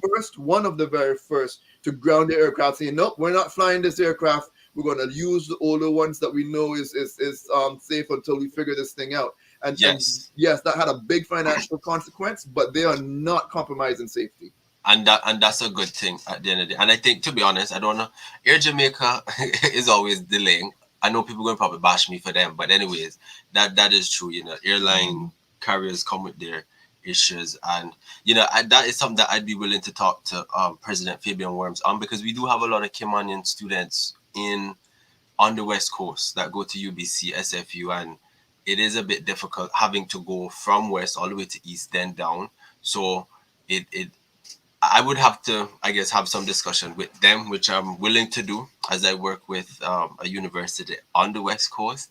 So maybe on my trip back, who knows, maybe it probably can happen and so forth. And at least if it's a discussion. Yeah, and remember, it's not just setting it out there too. You got to start marketing it a little bit before to get the interest, because them Vancouver people love travel Cayman. As much as Vancouver it has a good climate, you're not gonna get that heat and experience because they like to go Mexico. And if people like to go Mexico, there's a strong chance that you could more or less influence them to Cayman because you're getting a better customer product and experience. And Cuba too. There's a lot of Canadians that go straight to Cuba as well. Exactly. Too. They got direct flights there too. I had some friends in Canada too that, again, they love going to Cuba because of the access and something different. Mm-hmm. But Cayman being a much safer destination, we do cater to a little bit more of the upper middle class clientele as well too. Some of those wealthier folks might be able to take a different view or a different trip on down to our lovely island. Yeah. Mm-mm.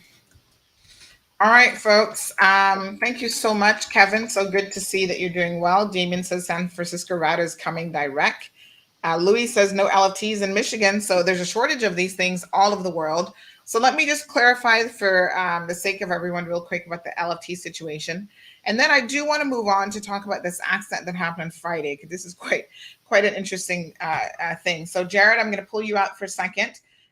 Kevin, stay with me because you might have some insight into this LFT recall from the FDA. So essentially, the FDA did a recall at the end of December, saying that the box on the left, the blue box, is not FDA authorized. So that is now a recalled product according to them. But the box on the right, which is the white box, is fine. Now, this is a little bit weird because I'm being told by people in the business that literally it is the same thing. One is packaged and marketed for the US market, the one on the right. And so they have gotten the necessary, approvals. Same company. And then the one on the blue is marketed for like Europe and I guess the Cayman Islands and the Caribbean and whatever.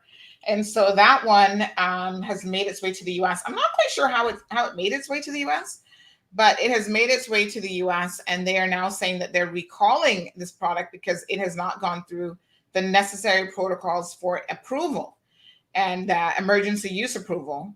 And so they've recalled, they think there's some 200,000 of these in circulation. Little bizarre, but okay. Kevin, what is your take on this when you saw this story?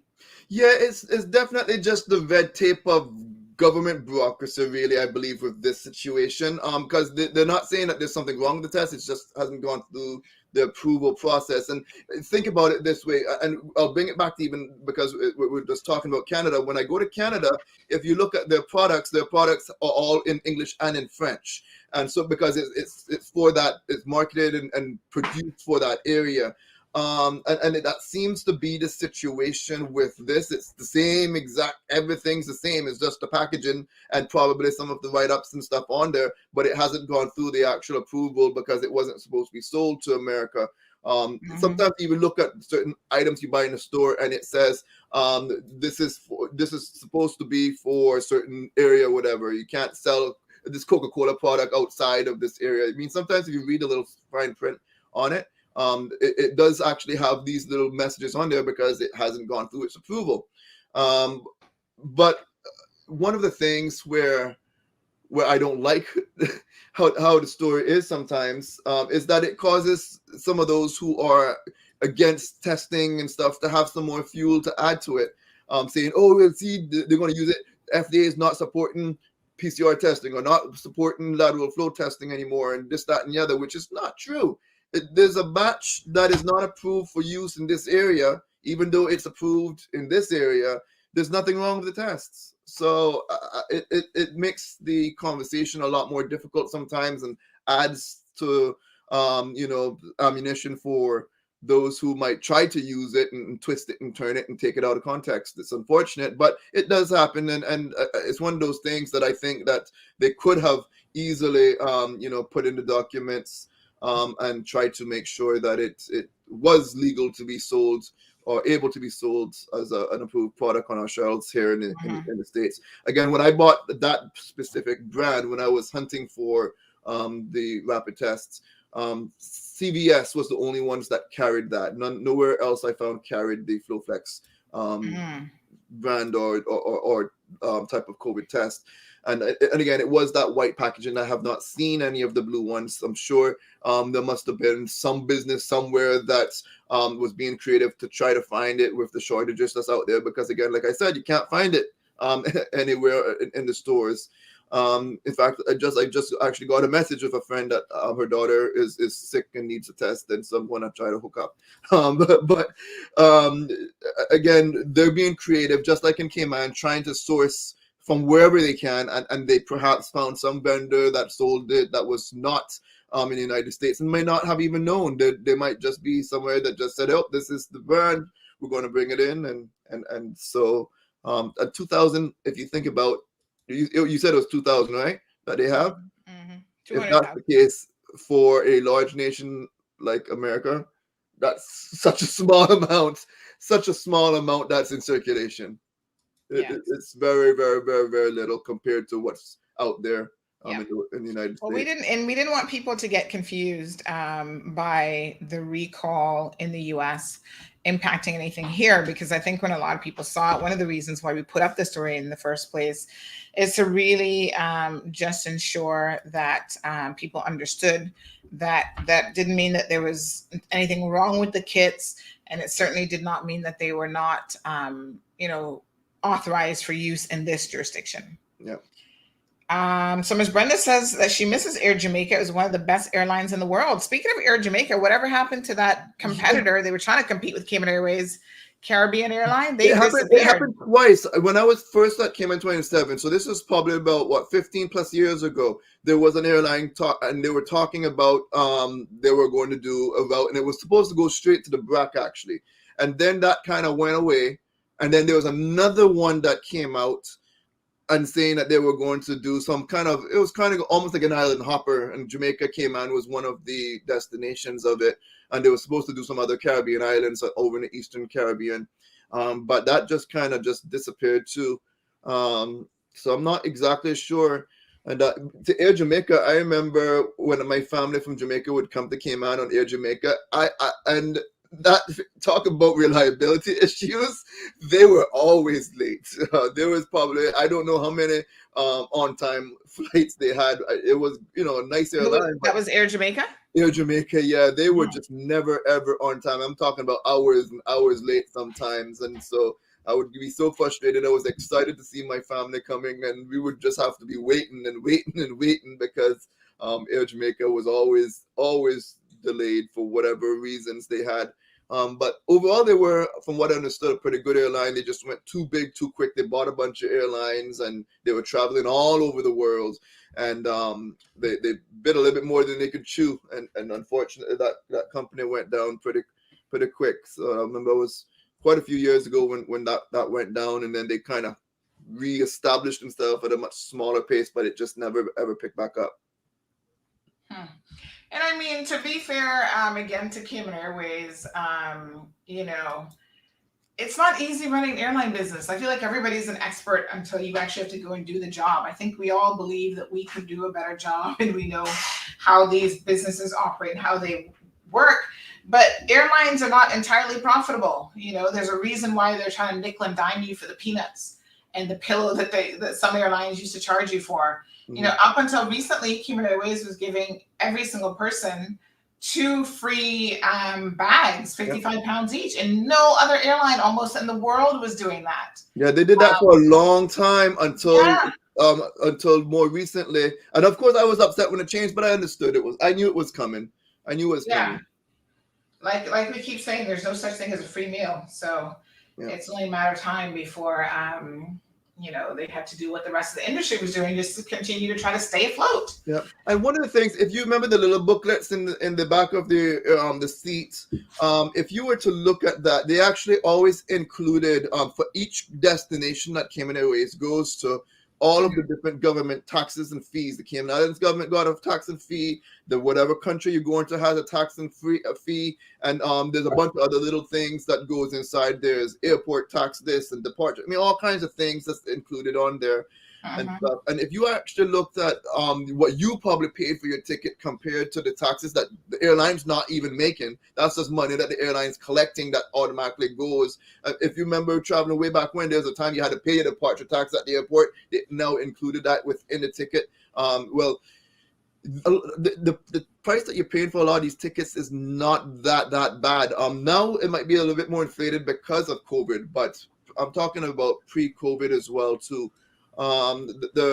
Which is some people used to say, well, why is the Jamaica route so much more expensive than going to Tampa or whatever a lot of times?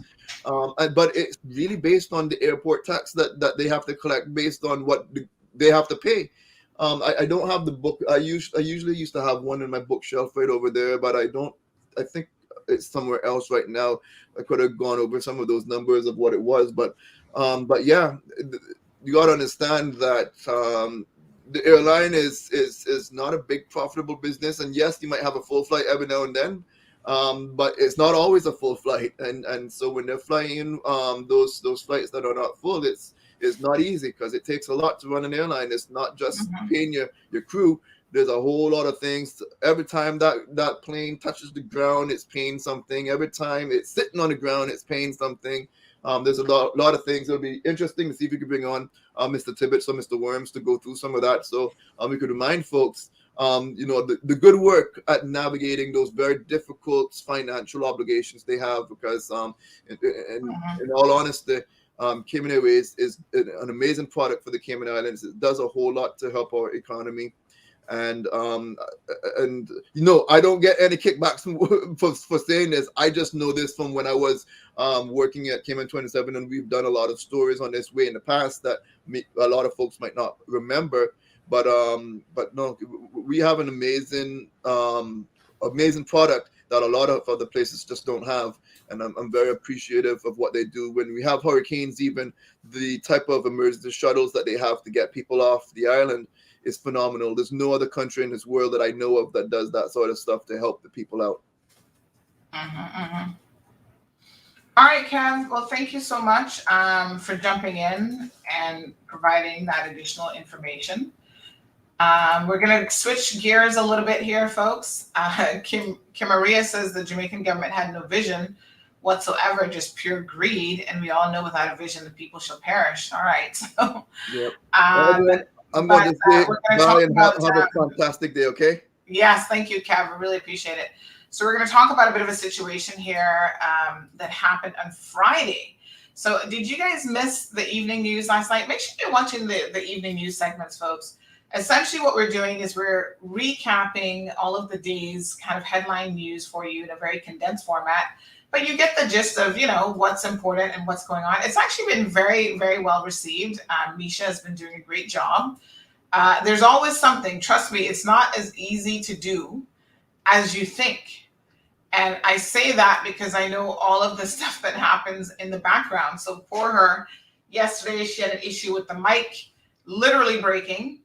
And then she had, what else was the issue yesterday? Her ring light holder also had an issue. So, you look at it and you go, oh, how easy can that be? Trust me, it's not easy at all. But go check it out. She does a fantastic job with the news. But when I was driving home yesterday, I had Gianna, I had the baby in the car with me. And I looked over in Savannah and I saw one little, it's like a little, what do you call it? It is one of these portable kitchens, right?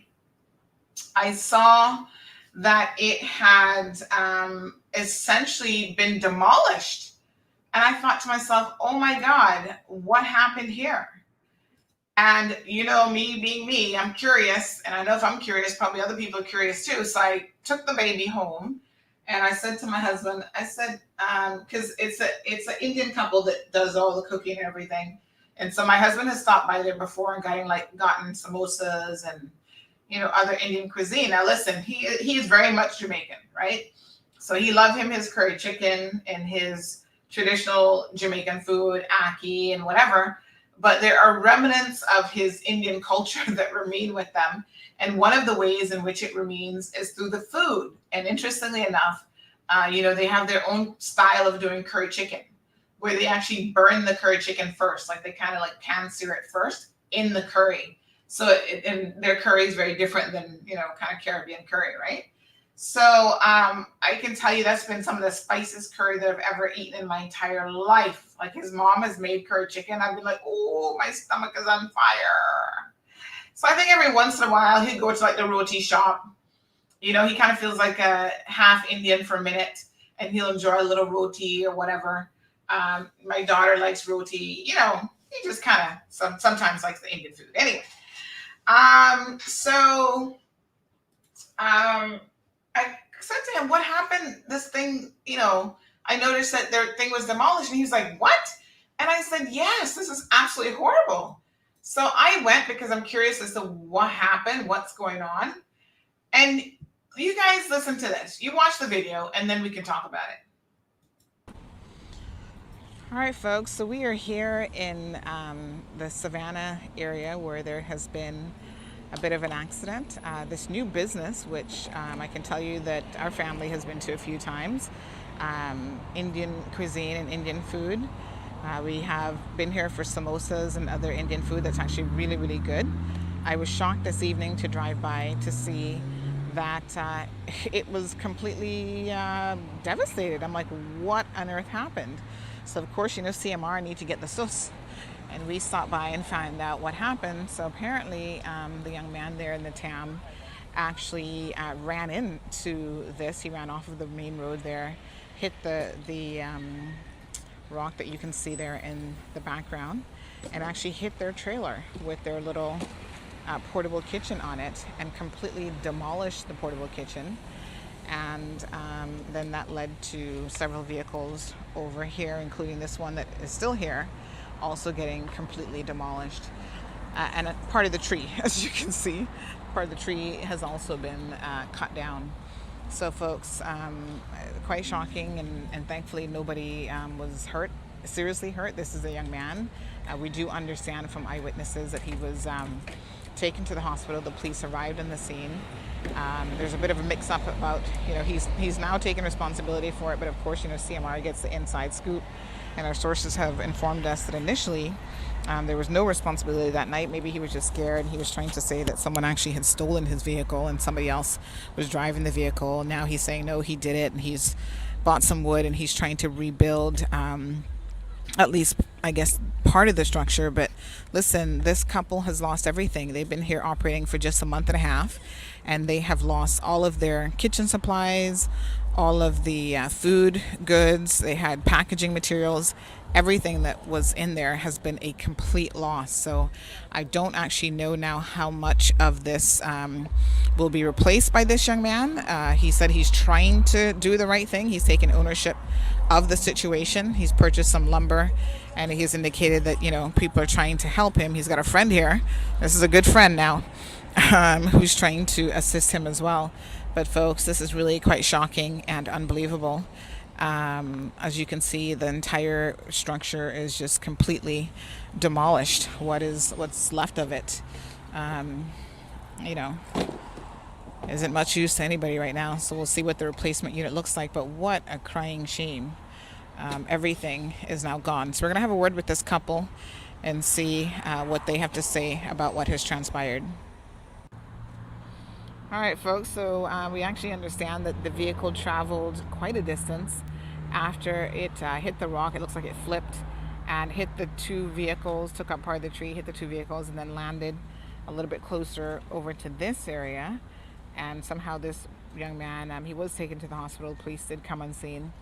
And he is, this was Friday evening, and here we are Monday, and he's walking around. So I think he's quite fortunate to be able to do so. And my understanding now is that he's taken the structure apart. He's got some friends here helping him, and then his uncle, who I guess maybe is in the construction business, is going to come and try to build back the facility. So we're hoping that everything here, you know, is put together quickly. Of course, there's loss of revenue, loss of business for the couple who are here working every single day.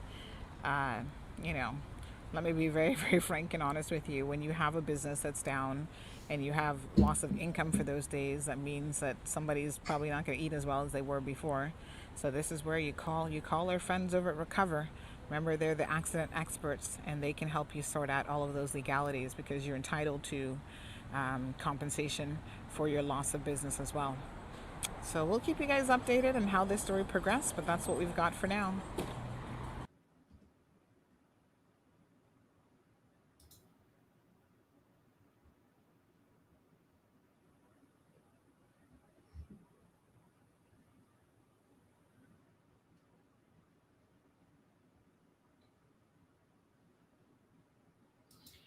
All right, folks. So this is a very, very unfortunate idea. And I have to tell you that I felt so incredibly sorry for the couple there who's doing all the hard work. They're doing all the cooking and everything. To literally have their business demolished by a young man who's driving a vehicle. And, you know, I'm going to show you a picture of, I was trying to actually find it, but I'm going to show you a picture of their little cart before. It was very modest, but you know, it's what they had there made available to them, and they're there every single day working hard and cooking to try to support themselves and to have some remnants of a little business. Well, folks, it has been completely demolished because of an accident. Thankfully, there was no loss of life, because I feel like in my head, this is one of those situations that could have gone really, really wrong in terms of, had they been there even 1 hour later, their life would have been lost. And to me, this is so incredibly unfortunate. But they're thankful that they have their life, but right now they're also thinking about their livelihood. So, you know, 3 days have gone by since this accident, 4 days now on Friday. Here's what they had before. This completely, basically he ran into this, then ran into, took out part of a tree, of a tamarind tree, hit two vehicles that were derelict vehicles that were just parked in the yard. And then his car flipped over, and amazingly, he is alive. No serious injuries, no broken limbs or anything like that. I spoke to him before recording that the young man was there, and he said that he was trying to overtake a car or something and lost control, and then his axle broke. The owner of the cart business says that she was told something slightly different, that that he was trying to do something else, and then he pulled up on the brakes. I don't know. The police will certainly inform us if this was any sort of a DUI situation. But this is really horrible. I really felt sorry for these people. So apparently everything on the inside of this cart was theirs, all the food supplies and so on.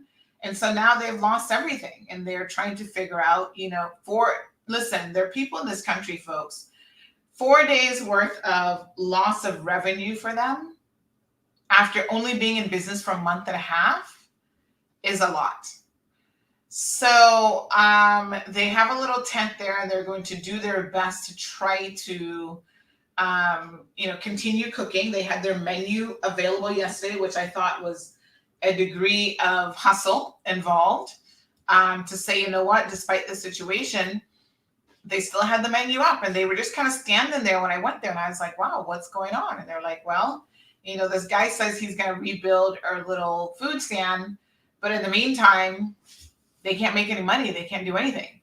So this was what their menu was yesterday, folks. I can vouch for the vegetable samosas, and I don't know what else we've had from them. Maybe some curry shrimp or something, but the food seems to be good. They make it right there in the spot. It's nice and fresh. So now they've said, you know, they will deliver to people. If people want something delivered, they're going to be innovative in how they can, you know, fulfill orders. But I guess, you know, if you like Indian food, definitely check them out. And it's right here in the Savannah area. I don't know. Like, I felt kind of like this whole story isn't the full truth in terms of how the accident happened. But like I said, I'm sure the authorities will probably issue some sort of press release on whether or not anyone has been arrested in relation to DUI or anything for this. You know what it is, folks? When you have a situation, I always tell people, don't ever lie to me, because I have the most interesting ways that information tends to come to light. One way or the other, by hook or by crook, the truth always makes its way out in the public. And so, you know, it's far worse, I think, when you lie about a situation than just be upfront. If you were drinking and driving, then you say, listen, I was drinking and driving. It was still kind of early in the night to be drinking and driving. I guess people drink and drive at any point. You know, I don't know. Like, I feel like this is just so incredibly unfortunate. And these people are very, very lucky even to be alive. So Shannon says, where exactly in Savannah is this? So it's right by Tucker Lane. There's a Mercedes, an old gray abandoned Mercedes that has been there for donkey years.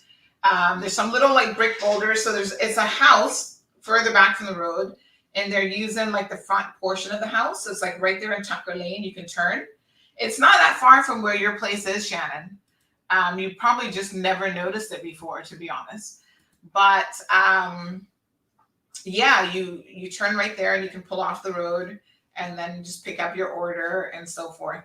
So he went over the little boulders and straight into this structure. As you can see from the video footage, I'll pull it back up, completely demolished. I mean, look at this. The tree got torn down. There's a Mercedes that's been parked there forever. It was that and another derelict vehicle. So he moved the other vehicle. So basically he had to pay off the guy for these two cars, which I'm like, they were derelict vehicles anyway, but whatever. I guess they might have some intrinsic value. And then the entire thing, look at this. Imagine if those people were inside of this, they would be dead. All the shards of wood. This looks like part of their little sink area.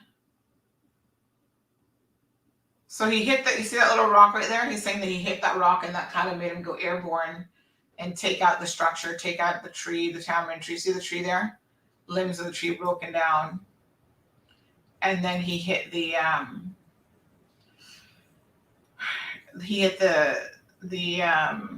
cars as well, and then flipped. So he's got some wood and some materials there. I don't know. I think he said he has an uncle or somebody who's going to help to rebuild it. So him and his friends were there trying to take it apart. So the cart and stuff belongs to the business license owner, a lady named Stephanie Bodden. And so she did come and speak with us and stuff as well. And she said, oh, you know, she feels like he's trying and she's going to give him a chance to do the right thing. But I'm not so sure that she understands the predicament that her, I guess, employees are in. Because apparently it seems like if they're not selling food, they're not making any money. So, which they should be on a salary. So I'm kind of finding that a little bit unusual because they should be paid a salary to maybe be the chefs and that sort of thing. But I got the sense that maybe that isn't exactly what's happening. So there it is. Jared, what do you think about this? I think this is a unfortunate situation, but it is one that someone is trying to fix, and I think that's really important. I think as a business owner myself, it is a setback whenever there's a hindrance to something that you just did not foresee. And so I sympathize with the business owners, and I think, you know, we need to rally around this business and support them. And as a matter of fact, and I've learned as a business owner, never say anything that you can't commit to, but we need to support this business, this Caymanian business, and see what we can do to help them, because this is a business in Cayman. It's helping feed Caymanian families. It's providing opportunities, and you know, maybe if they could come on, you know this thing with marketing. Marketing is a very powerful tool, and so I think they just need some exposure as to their business, people knowing about it, and and just supporting them basically. That's my 2 cents. Yeah. Well, Michael says finally some Indian food in Savannah that they need to advertise. Yeah, But we'll tell and the the thing, business owner.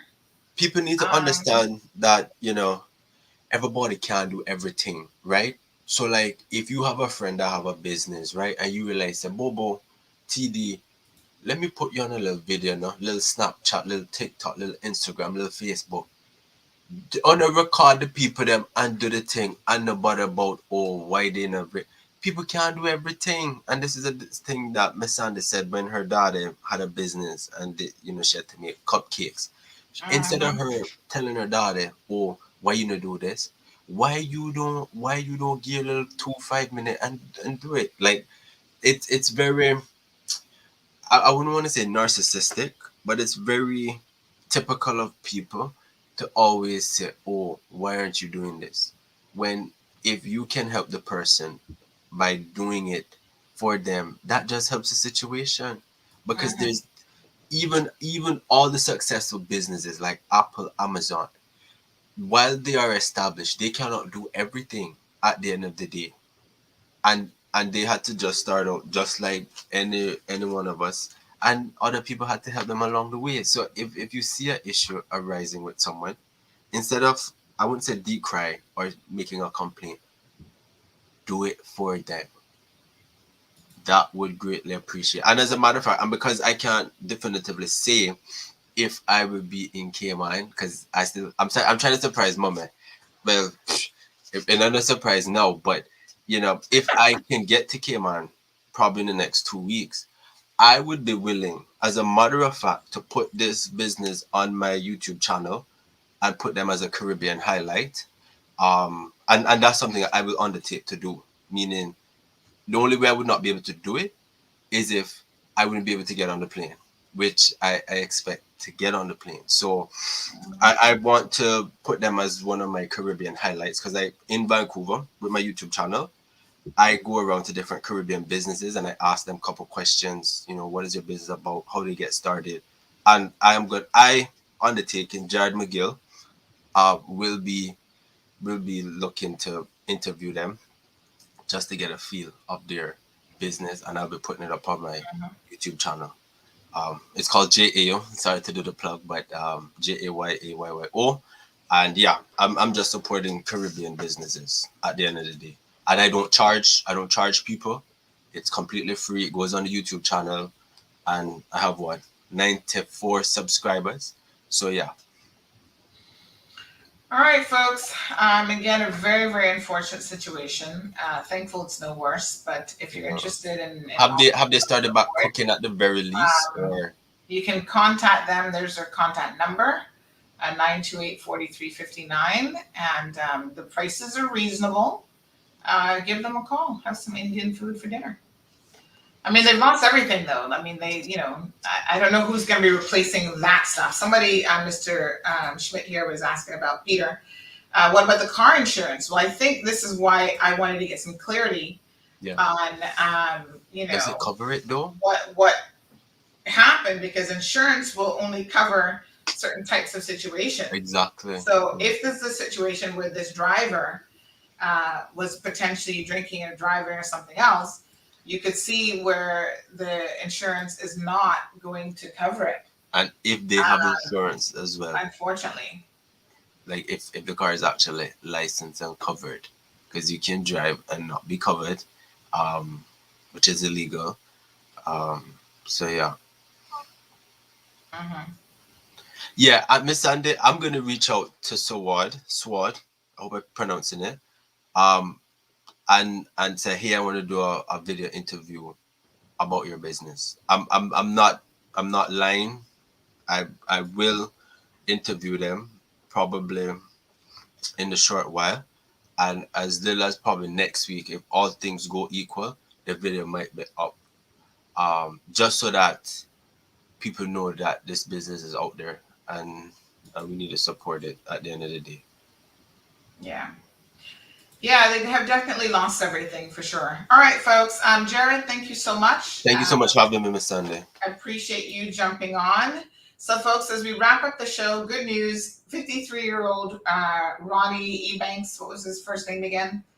He has been arrested for he was arrested last week, but he has now been charged. He's been formally charged with publicly doing an indecent act and criminal trespass in relation to the same incident. So we've been reporting about this guy, has a history of sexual offenses, has spent many years in and out of jail for the exact same thing.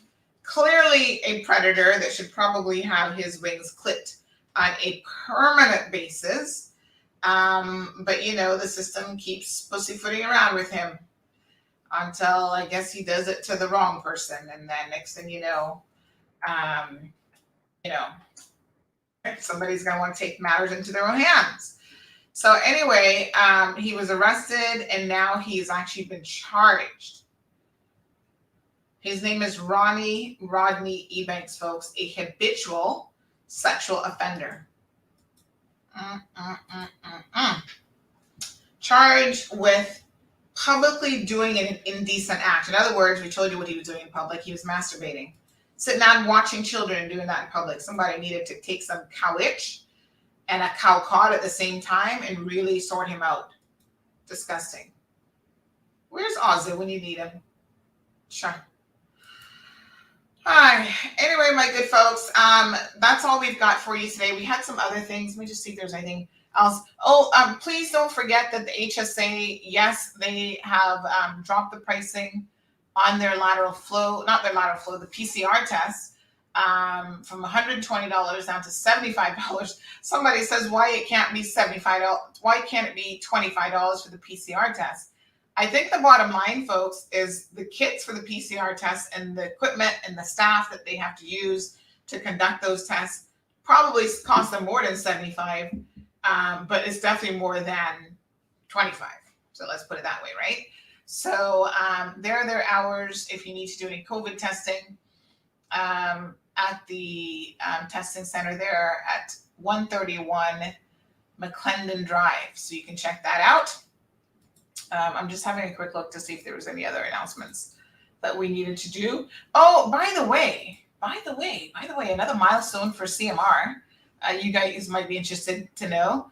We have, for the first time ever on Facebook, this is just our Facebook stats, we have reached over 5 million people in a 28-day period. So from December the 21st through yesterday, which was the 17th, our Facebook account and our Facebook post reached over 5 million people, and over 1.6 million have engaged with the page. And we had a bunch of new likes we got during that 28-day period, 200 new page likes as well. I think for followers, we've now exceeded over 47,000 followers. Quite interestingly enough, for the first time, we've actually surpassed the Compass has been around for a minute, and we've actually surpassed them with followers. So right now we have 47,538 followers and 17,985 likes. So the followers, because I think eventually Facebook will do away with likes for pages, for business pages, because it just doesn't make any sense. Like, people don't even know what the difference is really. But yes, so we have a substantial number of people who follow the page. So congratulations, I guess, to CMR. And thank you all, everyone who is a top fan, for participating in the page. Now they actually show us an area with all of the top fans as well. So that's awesome. I'll show you guys the screen share. Hold on. So yeah, we continue to make strides. We reach people through social media. So, social media is important. Obviously, if you're watching the show right now, you're currently watching in the social media, but we're coming to radios near you soon. So here's the top fans for Kim and Ma Road. It's so weird sometimes who top fans are, because I don't necessarily see these people commenting and interacting, but obviously they're there, they're reading, they're interacting with the page. Look, there's little John. Hey, John. So I always expect to see like the people who are on the show who are always, look at Clint, he's a top fan for 2 weeks. I don't know who Rav Sharma is, but he's a top fan for a week. Tanique has been a top fan for 2 weeks. Natasha's there. So lots of diversity, lots of people. Esther Scott. I don't even know who half these people, most of them I have no clue who they are. So yes, absolutely super, super interesting. Look at that whole list of top fans. These people are checking us out. Beautiful. I kind of like that they tell you now. Because before we would see if we saw a particular person comment, it will say like a little star or whatever that they're top fan. But this is kind of nice how they've added where you can see the people like in one kind of area. Now, I don't know how many top fans you can have. Like, I don't really know what the limit is for top fans. I don't know if it's a top 100. Oh, look at Debbie. Hey, Debbie. And Lorna has been a top fan for 2 months now. She's had her top fan badge. So I don't know. There's Atlas, some regulars now I'm beginning to see. So yeah, I have no idea because Facebook always does this kind of on their own. There's Perla. So I don't know if you, if there's only like 200 top fans, 100, like, I don't know. And there's certain things that Facebook doesn't really tell you, which is kind of weird, but you know, how their algorithms work. There's Miss Mary. There's a lot that they do not tell you. Yeah, so apparently we got, wow, it keeps going. We got a lot of top fans, but thank you all very, very much. So this is new. This area under community where you can see who your top fans are is a new section. So big shout out to the guys over at Territories Talk. They streamed to our platform for the first time last week. And we certainly appreciate that.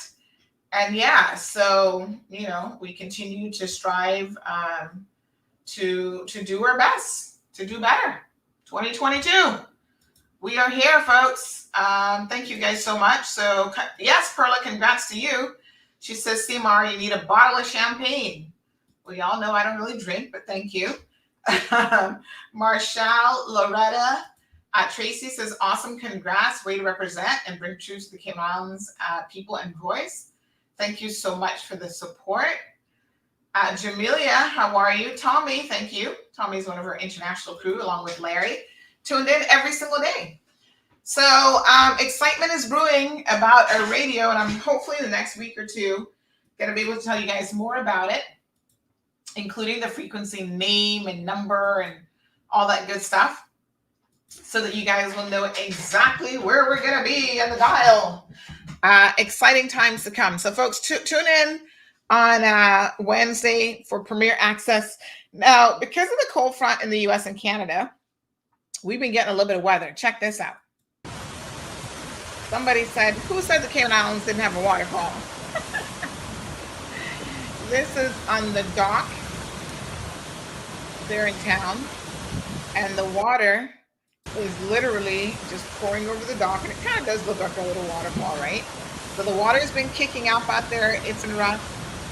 Please be safe. You know, I think Curiosity, I went out there yesterday and did a little recording for the Facebook. You know, we're all curious to see Mother Nature at work, but don't take any chances now, because I think we should all know that Mother Nature doesn't play around. So she gets serious. Thank you, Louie. So congrats on the numbers and the job that you do daily. And now I've got to get off because I've got a 11 o'clock meeting. There's a child predator in court today. He'll be hearing his verdict from the judge. Fingers crossed that he's convicted, because from what I'm hearing, this little 5-year-old child couldn't be making this stuff up. Some real sickos out there. So we'll bring that story to you as soon as we have the details. And yeah, madness. Yeah, so I've got a business meeting at 11, and then I've got to do some in between now and that time. I've actually got to do some business related things, write a few letters and get a few other things done. So yeah, wonderful. All right, good people. Take care. God is good always. Be blessed as Cayman Airways. I love that company. They're the best. Thank you. Perla says that's what attracted me to Cayman. The rough seas are nice to see. Thanks. We don't have them that often, but yeah. All right, beautiful people. See you guys tomorrow morning, and have a very super productive day, and stay blessed. Thank you for tuning in to another edition of The Cold Hard Truth. Make sure to check Facebook for showtimes and more information and the latest news at CaymanMarlRoad.com. Subscribe to our IG and Facebook pages to get the latest happenings.